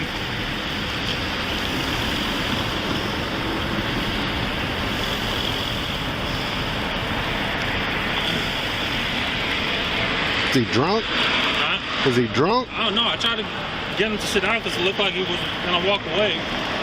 He wouldn't do it, so now I told him, put your hands behind your back and start resisting.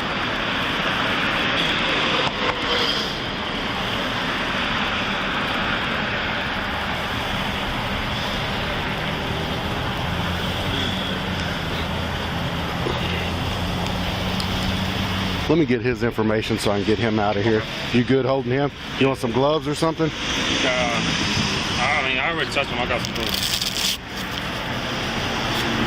Ultimately, EMS was called, and Skurlock regained consciousness. He was soon taken to jail, and when he appeared in front of the judge for the first time, he was in terrible condition and needed to be in the hospital.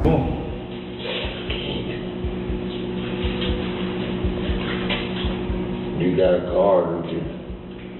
A car for what? To get me home. No, I don't have a car to get you home with. Come on.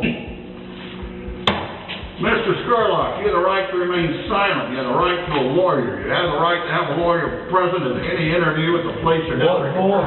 You have the right to terminate any interview at any time. You don't have to make a statement, but I must warn you, any statement you make can will be used against you. You're charged with public intoxication. I'm going to set a bond of $581. Can you make bond, sir? I take that as a no. Yeah. What are you going to do? What do we do? Oh, He got the laceration on his head. Okay, payment plan or Yes, payment plan. Okay. Oh, how am I here? He couldn't even stand up on his own, failing to maintain his balance. It was obvious that he needed medical attention. You got arrested for public intoxication yesterday. I got beat on this today. Having signed that, fill that out. If it has any information, we'll go from there. Man, I ain't got no way out of here. No, you're getting out. You're getting out.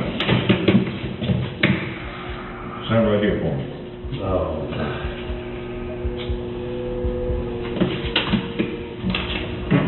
Let me get that one as the best you can. Man, I can't see. Huh? I can't see. How do I touch? Here. Right here. Sign your name the best you can. Okay.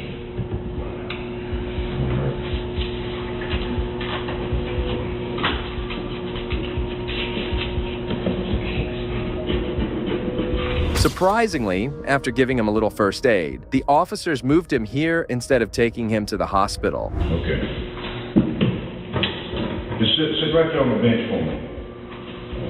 I think this one got, I think this is. God, mighty. That got. Yeah. Okay. Oh, man. Okay, hey, you're gonna have to be quiet. I think I had myself. You have to be quiet right at court. Man. Destiny, come on. I can't come on. The judge is out here. No. Sit right there. The jail staff noticed his deteriorating health and instantly took him to the hospital. It was discovered that Skurlock had a brain bleed and was admitted to an intensive care unit. He spent the next 2 weeks in ICU before he was discharged. However, he remained in the hospital for the next 9 months before he passed away in December 2022. Officer Kinsley was initially cleared of any wrongdoing, but soon he was held accountable and charged with official oppression, a misdemeanor and injury to the elderly, a felony. He could face a sentence of up to 11 years if found guilty. This officer was certainly in the wrong, but you'll be shocked to see the reaction of this female officer when she heard no.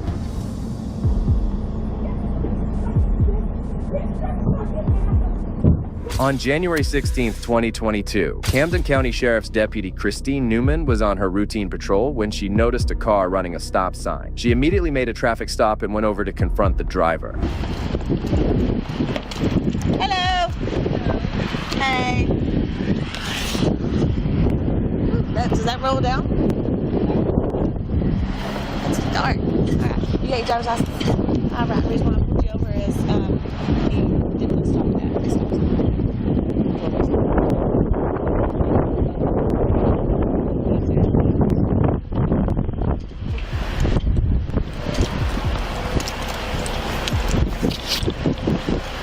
What you got? She's non-judgment suspended. But she's the only one in the car. So I can't let her drive off. I mean, I can let her sit right here until I leave. The woman driving the car was compliant and gave her license to the deputy, who returned to her car and didn't seem to be in a good mood. However, no one knew how she would escalate the situation in the next few minutes. She's on private property at this point. I can't make her get out of her car. I just can't tell her she can't drive it. What? I can't make her really get out of her car, I mean, if I'm not arresting her. Take your stories, Tick Two. I am, Joe. I know what I'm talking about. Let me go deal with her real quick, just a second. I'll probably pull a case number, but okay. I'm out about if you need me. Yep, thank you. Hey, Dawn. Miss Dawn. Hey. Come on, step out here for me. Because I want you to. Because I'm going to talk to you. I can't touch you right now. No, I want you to step out. I'd like to stay in the vehicle because there's a reason why. Yeah, I want you to step out. But there's not a reason for me to because step out I of the told you vehicle. to step out, okay? Instead of giving her a ticket for this minor offense, the deputy ordered her to step outside her car. The woman resisted as she knew she had not committed any crime to be taken out of the vehicle. Deputy Newman, however, was about to completely lose her mind as she went on to do something shocking. So let's not, I want you to step out because I need you to step out, okay? I need to have a reason. You don't have to. Where is it stating that you have to have a back over here, yeah, please? come on. Get out. Get out of the car. 11:59 Cameron, I need another unit. 40 you en route. Get out of the vehicle. I will break this window. You need them 1018. She won't get out of the car. Get out of the car so I'm going to break that window. You're not going to break the window. 18 Cameron, I'm mobile. I'll be to her in 30 seconds. Get out of the vehicle.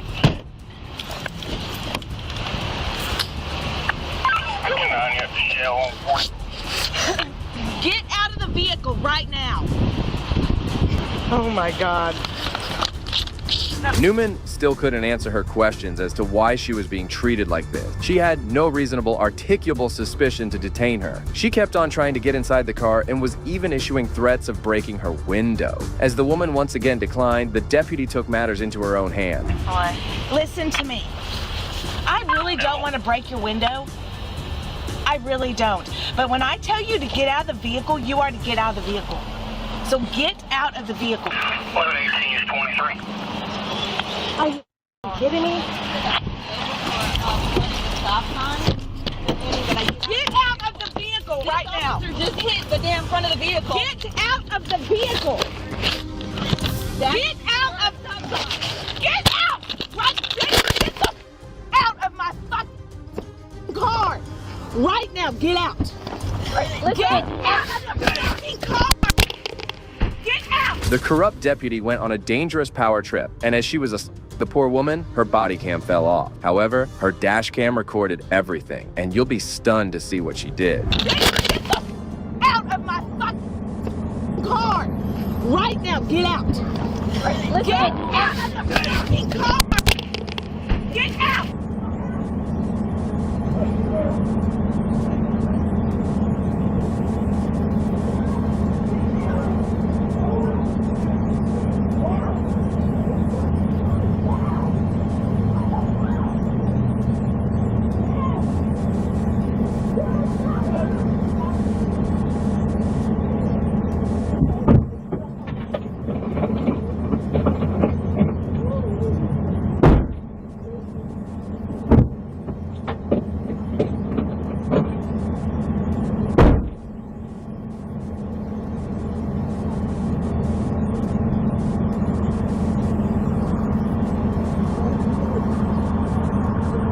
Newman her brutally by taking her to the ground and ultimately handcuffing her. However, things were about to go from bad to worse as the corrupt deputy was still enraged.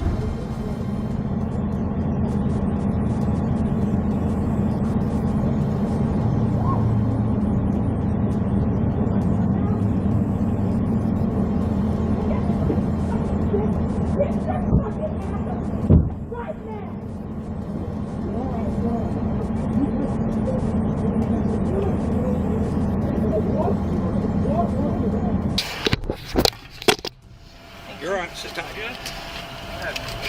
Okay.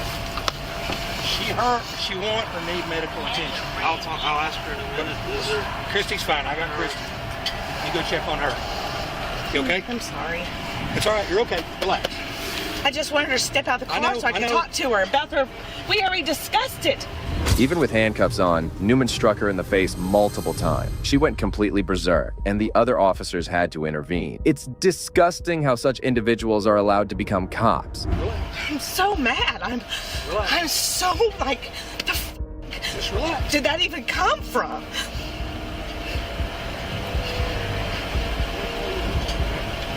18 Camden, go ahead and start me a squad for the suspect. You good? I'm sorry. Yeah, you did everything. I think you did great. You didn't shoot. I'm just not that person. I know sometimes I'm going to have to taste them, but I'm just a hands-on person. I think you did great. However, soon after this incident, Newman was fired from the sheriff's office, and she faced 6 charges, including 1 count of aggravated, 1 count of simple battery, 1 count of making a false statement, and 3 counts of violating her oath of office. She soon turned herself in, and her bond was set at $10,000. The case will go to trial soon, and we hope this tyrant cop gets the maximum sentence. And here's another officer who loves pulling people over without any reason. You can't just pull me over because I said the police. Is that a question? Yes, sir. Is that your current? Do I answer questions? Okay, I'll just assume that's incorrect then. In July 2022, a First Amendment auditor known as Clear Lake Community Watch from his YouTube channel noticed a police officer pulling someone over and casually passed a remark. Surprisingly, the officer immediately concluded his stop and then pulled over the auditor. Fuck police!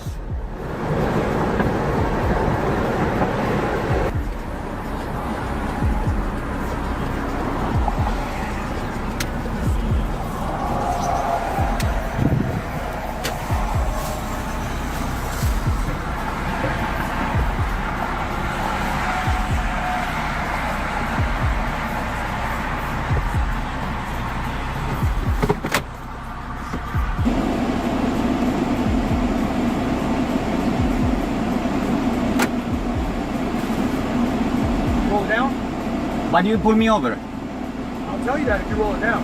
Why can't you tell me now? Because the reason I pulled you over is you were yelling something from your car. So what? Huh? So what? That's why you pull me over, because I'm yelling? I don't know if you're in need of help or anything. Oh, I don't need help. So, thank you. okay. Deputy Vega from the Harris County Sheriff's Office should have much thicker skin than this, as he just conducted a traffic stop on a person who was only exercising his constitutional right to speech. Let me see your driver's license real quick. I don't need help. Okay, you guys see your driver's license? What for? You didn't use the turn signal when you made a turn. Of course I did. Let me see your driver's license. You can hear the sound on the dash cam too. Let me see your driver's license real quick. You can just crack the window if that's what you want to do. It's already cracked. I can't see that. Well, This thing. it doesn't matter. Here.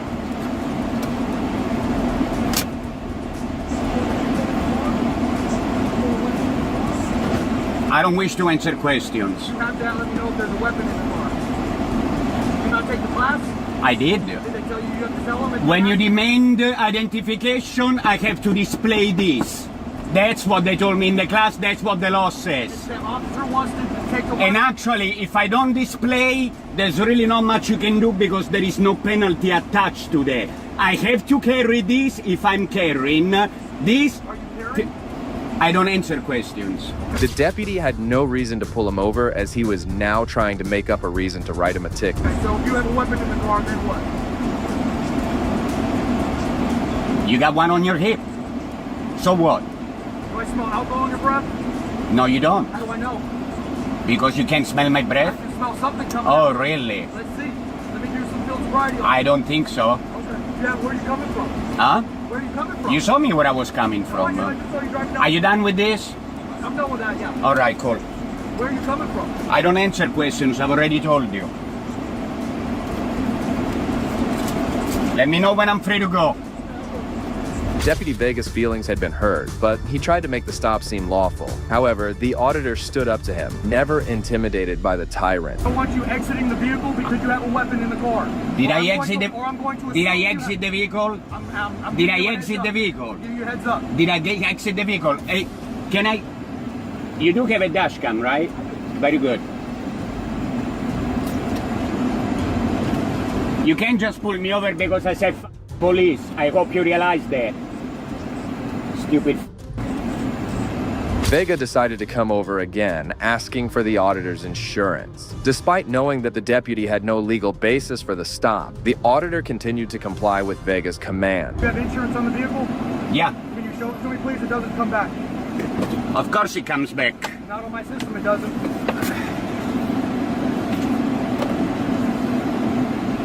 Also, it's not typical behavior for somebody to be yelling out of the vehicle. Have you had anything to drink tonight?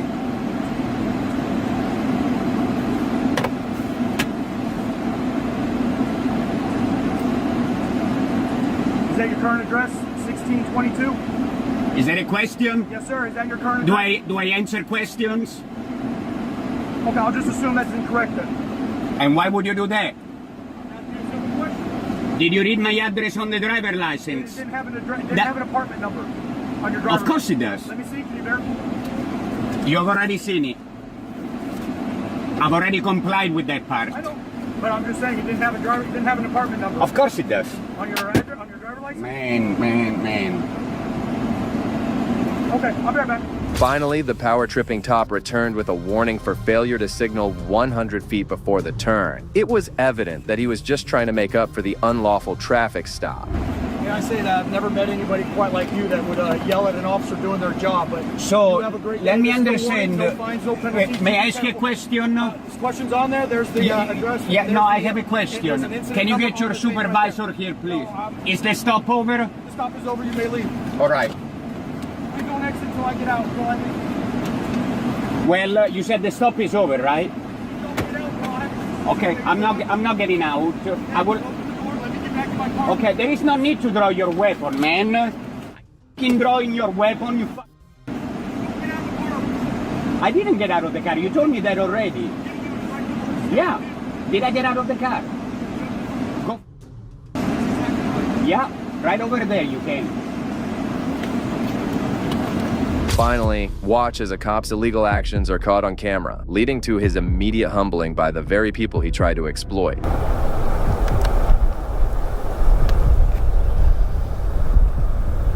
don't have my permission. You can turn that off right now. Have my face in there. What was that? I can't hear you. You don't have my signed authorization to have my face on that camera. Turn it off. Can I have your signed authorization? This guy's coming up aggressive, everyone.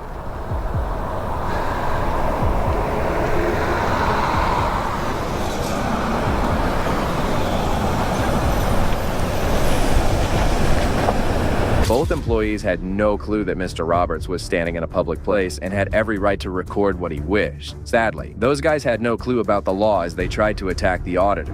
Can I help you? No, can you help us?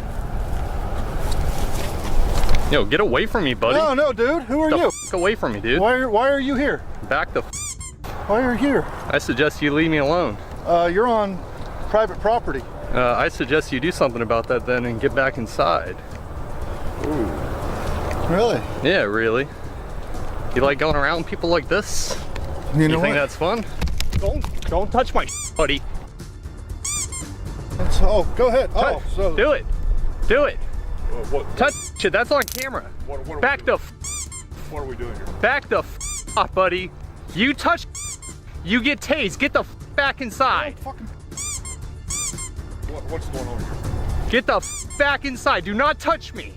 I didn't touch you. He thought he could easily intimidate Roberts into leaving, but he had no clue that he was carrying a taser for self-defense. Realizing that they could no longer assault him physically, they got away from him, but still kept on issuing threats. Why did he come up and grab me? I didn't grab you. Yeah, you did. Yeah, you did, buddy. Get that thing out of my face. No, you f***ing come up to me, get in my face, I'll do something, buddy. Get inside. Call 911. Get inside. Call the sheriff's department. Whoa, dude. Whoa, dude, you just come up and grab people? What the f is wrong with you? Your homie did. Don't he's my homie. This is private property. You say you're filming. This is an easement. I'm not on your property. You see that? That belongs to the city. And why are you here anyway? So let me ask you a question. Does that give you the right to come up and grab my camera and almost break it? Hey, you assaulted me, buddy. Call 911. Call the sheriff's department. Hey, call your husband. Fat boy. Oh man, wow, this guy's great. Get in, Tubby. Yeah, he's freaking hopped up on freaking meth. Look at his teeth. Yeah, look at you, buddy. You come up and grab me for fucking reason. What's your problem? What did I do to you? What did I do to you? I'm out in public recording, and you come up and grab somebody, dude. Soon, both of them decided to head back in and contact 911. Shortly after, a couple of police officers came over and confronted Roberts. Hey, how about this? I go up to you and grab your phone right out of your hand and snatch it. What are you gonna do if I do that? You're gonna it out of me, right? Touch it. I just He grabbed my Yeah, buddy, I got your name too. You're gonna get a nice little talking to with the police. Oh, nothing, just getting assaulted out here, that's about it. Getting assaulted? Yeah, by one of their workers. What happened? I was just out here taking some pictures, and one of the guys came out here saying he didn't want to be filmed, and he ran up to me, started circling me, grabbed my camera, started pushing up on me. So that sounds like an assault to me. And it's all videotaped. You have it on video? Oh, it's all recorded. Luckily, he didn't break my camera. Otherwise, I probably couldn't show you guys if you want to see it. Because I do want to press charges on him. Was there something involving a taser? Oh, I pulled it out in self-defense. Okay. When you come out at me like that and you're about to destroy my stuff and do bodily harm to me, you're damn right I'm going to pull a taser on someone. Instead of listening to Roberts and watching the footage of the employee attacking him, the officers didn't seem too interested in helping him. In fact, they were only making him angrier by arguing with him. Oh yeah, we're gonna do a report on him too. That's fine. We Yep. can do that. Oh yeah, they're gonna have to learn. I just need to give this deputy your information for me, all right? You have an ID or something? I don't have an ID.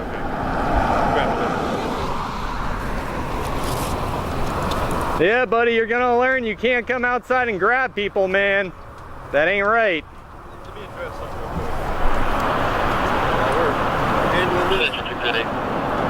While we're handling this, don't yell. You're just all right. Cause him to get up. Is it free speech? Am I allowed to say stuff? Well, you have a freedom of speech, but there's also something called breach of peace. Okay, I'd like to see you try that, buddy. Those people put hands on me. I'm the victim. So you want to turn it around on me? I'm not turning it around. Please do so. What I'm telling you is... You guys are known to be the biggest pieces of shit. Roberts was trying to tell them that he had committed no crime whatsoever, but the tyrant officers even threatened him with an arrest without even knowing the context of the story. It appears as if the cops just hate auditors. Let me explain something to you, all right? Yeah, sure. Explain to me public photography and people coming up and touching me. What did I do wrong? Are you gonna let me talk? Go on ahead. What I was saying is, I don't need you yelling while I'm trying to talk to this man, because that's gonna cause him to yell, cause a scene. You get mad, he's gonna get mad, then it escalates. Okay. Just talk to this deputy. Let me tell you something. I'm allowed to say whatever the hell I want. If I want to say shit to him because he came up and grabbed me, and I want to call him a dummy for doing that, I have every right to. If you yell across this parking lot while you have all these people standing around, that is called breach of peace. You want to try that, buddy? I will lock you up for You that. want to try that? Yes, I will. You want to try that? All right. Try it. Try it. Try it. Name and badge number. Corporal Driggers, 188. Name and badge number. Driggers, 237. All right, go do my assault charge. The supervisor finally decided to go inside the business and talk to the person who had initially called him. Roberts was left alone with the other officer and was now trying to tell him what happened. You go tell him, go question the guy who assaulted me? He's gonna conduct his investigation. It's not my job to supervise. So you can't tell him the information I just gave you? The description of the individual? Okay. Do you see him up there? No, he's not. He's inside hiding. He hasn't left either. I've gotten every license plate, every car that's come in and out of here. I made sure of that. What was he wearing? Yeah, the blue shirt. Short, dark hair, fat. Probably the only short, fat one in there. coming up here, harassing employees and pulling a taser on someone. Oh, cool. Did they mention that they came out when I was just taking pictures of their property and they came up and grabbed me? Did they tell you that? Did they tell you they circled me and surrounded me? They mentioned that in the 911 call? Did a taser. Oh, they didn't mention the part before though, right? The part where they assaulted me, they forgot, they left that out. We got a call about a suspicious person being on the property. The other deputy, who had appeared much friendlier earlier, started to turn against him and also sided with his supervisor. Am I on the property? I'm assuming you were if you were over there. Oh, you're assuming I was. Were you over there? You said you were filming that car. You know what? I'm not going to answer any more questions. Walking around the vehicles, filming the cars, so that means you was on the property. I'm not going to answer any more questions. That's how stupid you are. That's how stupid you are. Keep on, bro. Yeah, fucking moron. This is called a career killer right here, this camera. Yeah. That's all you got to do, man. Yeah, it is.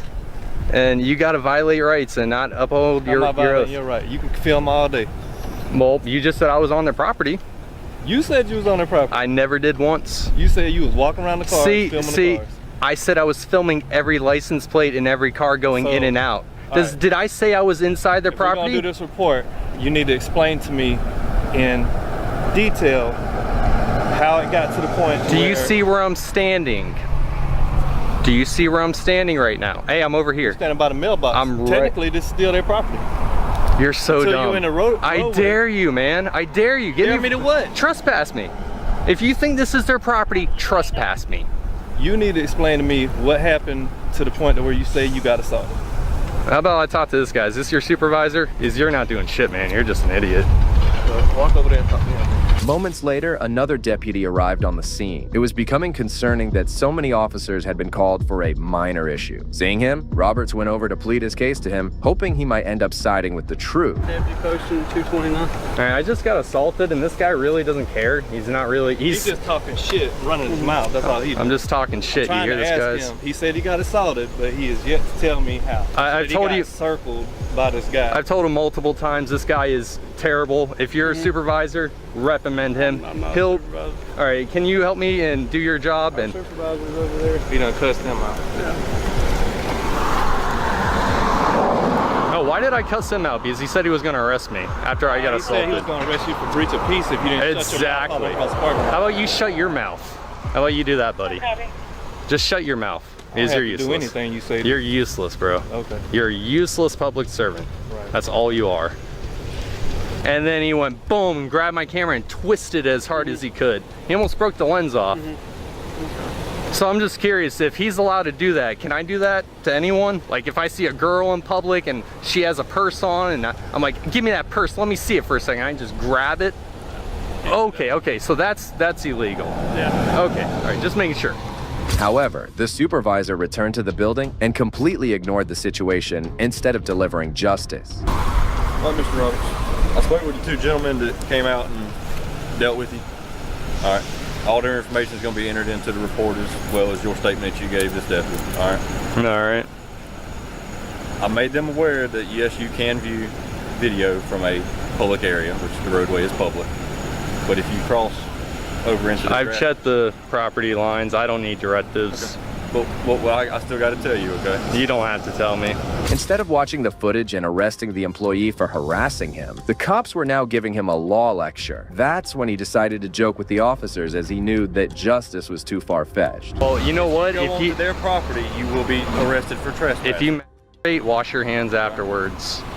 Just wash your hands. That has nothing to do with. I just don't want all over your hands. So make sure if you ever masturbate to wash your hands afterwards, okay? You go on the property, you're gonna go to jail. If you smoke, that's not good, man. Please don't smoke crack. Please don't do hair. Please don't. Oh, there'll be a big protest here, buddy. I'm gonna have big signs that say and I'd like to see you come try to do something then. We're gonna have a nice little protest out here. Peaceful protest. Case number is 226, 626. Channel Bravo 2, 822. I bet you're upset I didn't have any warrants.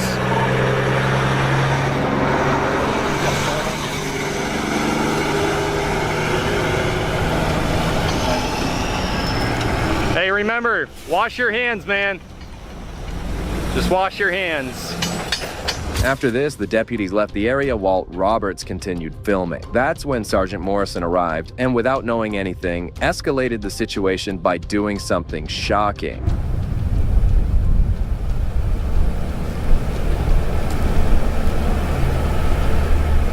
How you doing, sir?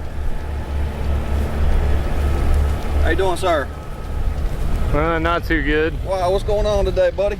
I had some dude inside. Oh, you're getting really close, man. Oh, yeah, I like to get close. I like to talk to people. Can you stop? No, sir. So I want to talk to you. What's going on, my friend? Stop fucking getting so close to me, dude. What's going on, man? Dude, stop approaching me. Sir, I'm allowed to. Off, dude. Okay. Give me some space, dude. Go ahead and turn. Give me some space, Put your hands dude. behind your back. No, give me some. Help! Morrison threw his camera onto the ground before holding him and handcuffing him. The poor auditor kept on shouting, but none of the cops came over to help him as the tyrant sergeant continued with his power trip. For you? Absolutely. Oh yeah, very nice, dude. Very nice. Enjoy the lawsuit. Enjoy paying for my camera too. Absolutely. Enjoy paying for my camera. Now, you getting resisting arrest? Resisting, I'm not moving.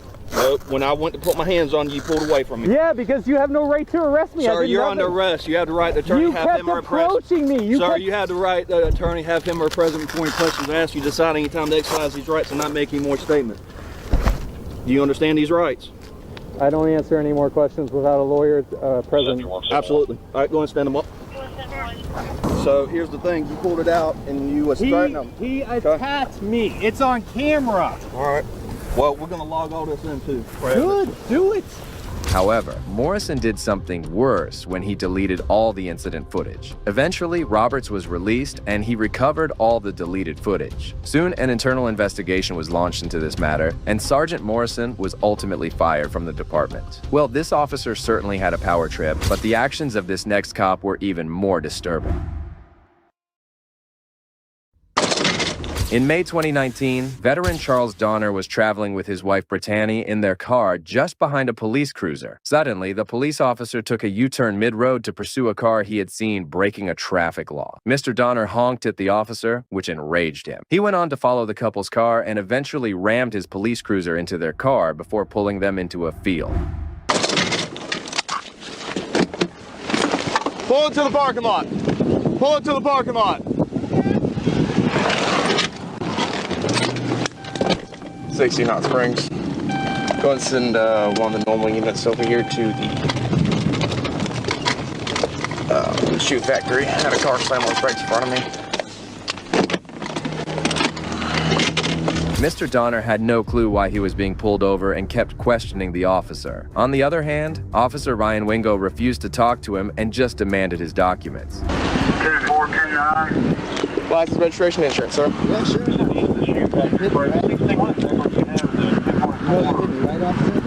Why are you pulling me over? Because you're following me too closely and nearly rear-ended me. No, I did not. You slammed on your brakes. You had no brake. You had no turn signal or nothing. I had to turn around on the car without speeding. I'm doing my job out here, sir. Give me your license. You hit me. Don't worry. Don't worry. I'll see you in court, dude.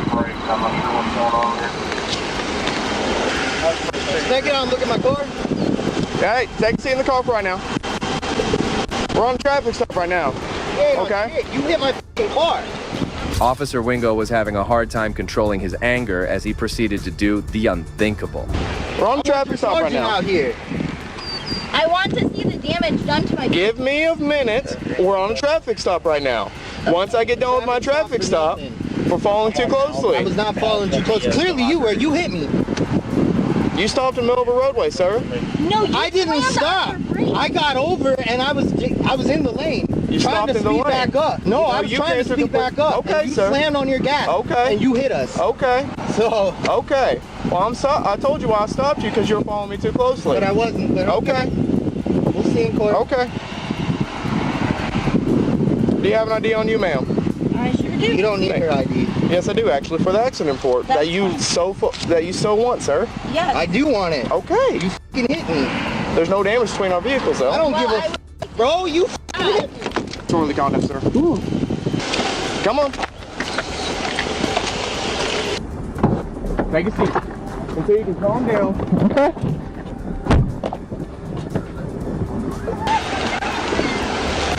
The corrupt cop had no regard for the old veteran who had not broken any law. He proceeded to arrest him and then went over to talk to his wife, Brittany, who was crying hysterically after seeing this tyranny. Why are you doing this? Ma'am, there was no need for cussing me out.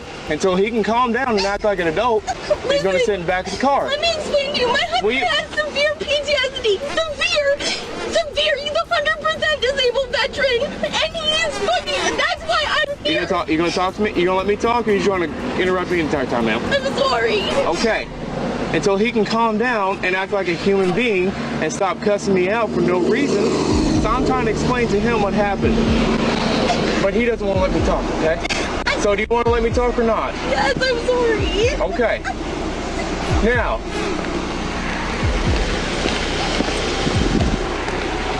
You gonna calm down or you gonna continue cussing me out? I just want your badge and number and your name.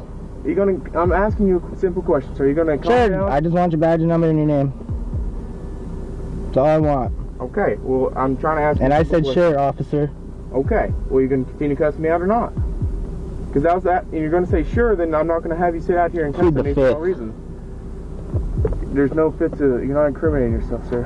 Mr. Donner refused to talk to the officer as he knew he was on the wrong side. The officer once again went over to talk to Brittany about the events earlier as he was trying to prove himself innocent. I'm just trying to ask you. And I just said sure. I just want your badge number. I just want your badge number and your name. Okay. That's all I want. Okay. This is gonna end horribly.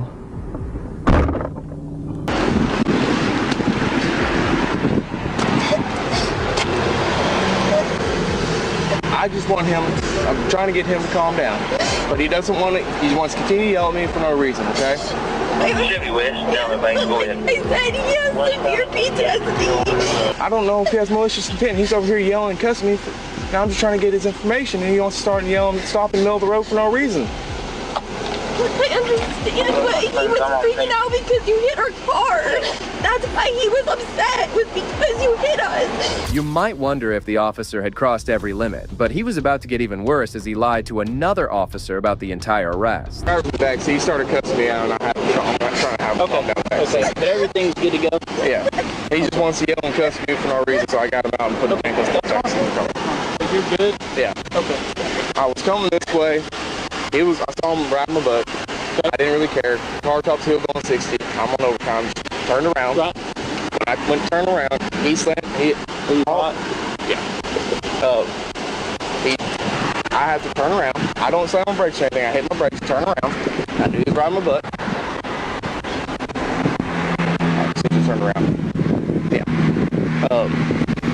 Turned around, and when I turned around, he starts laying on his horn. So I was like, okay. So you want to lay on your horn, I'll just pull you over before I get closer. So when I turned back around to come behind him, he moves straight over from the inside lane to the outside lane, moves straight over and just slams on the brakes. And I'm just trying to get behind him, and he slams on his brake. And I didn't even have my lights on at that point, but he just stops in the middle of the road. Wingo's blatant lies were caught on the dash cam, and he could do nothing to save himself. Shortly after, he proceeded to let the couple go with a citation. Look, Dave. You see these cars, you see the lights, you see the markings. Our U-turns are legal when we're going out to the highway. It doesn't make any difference. Okay.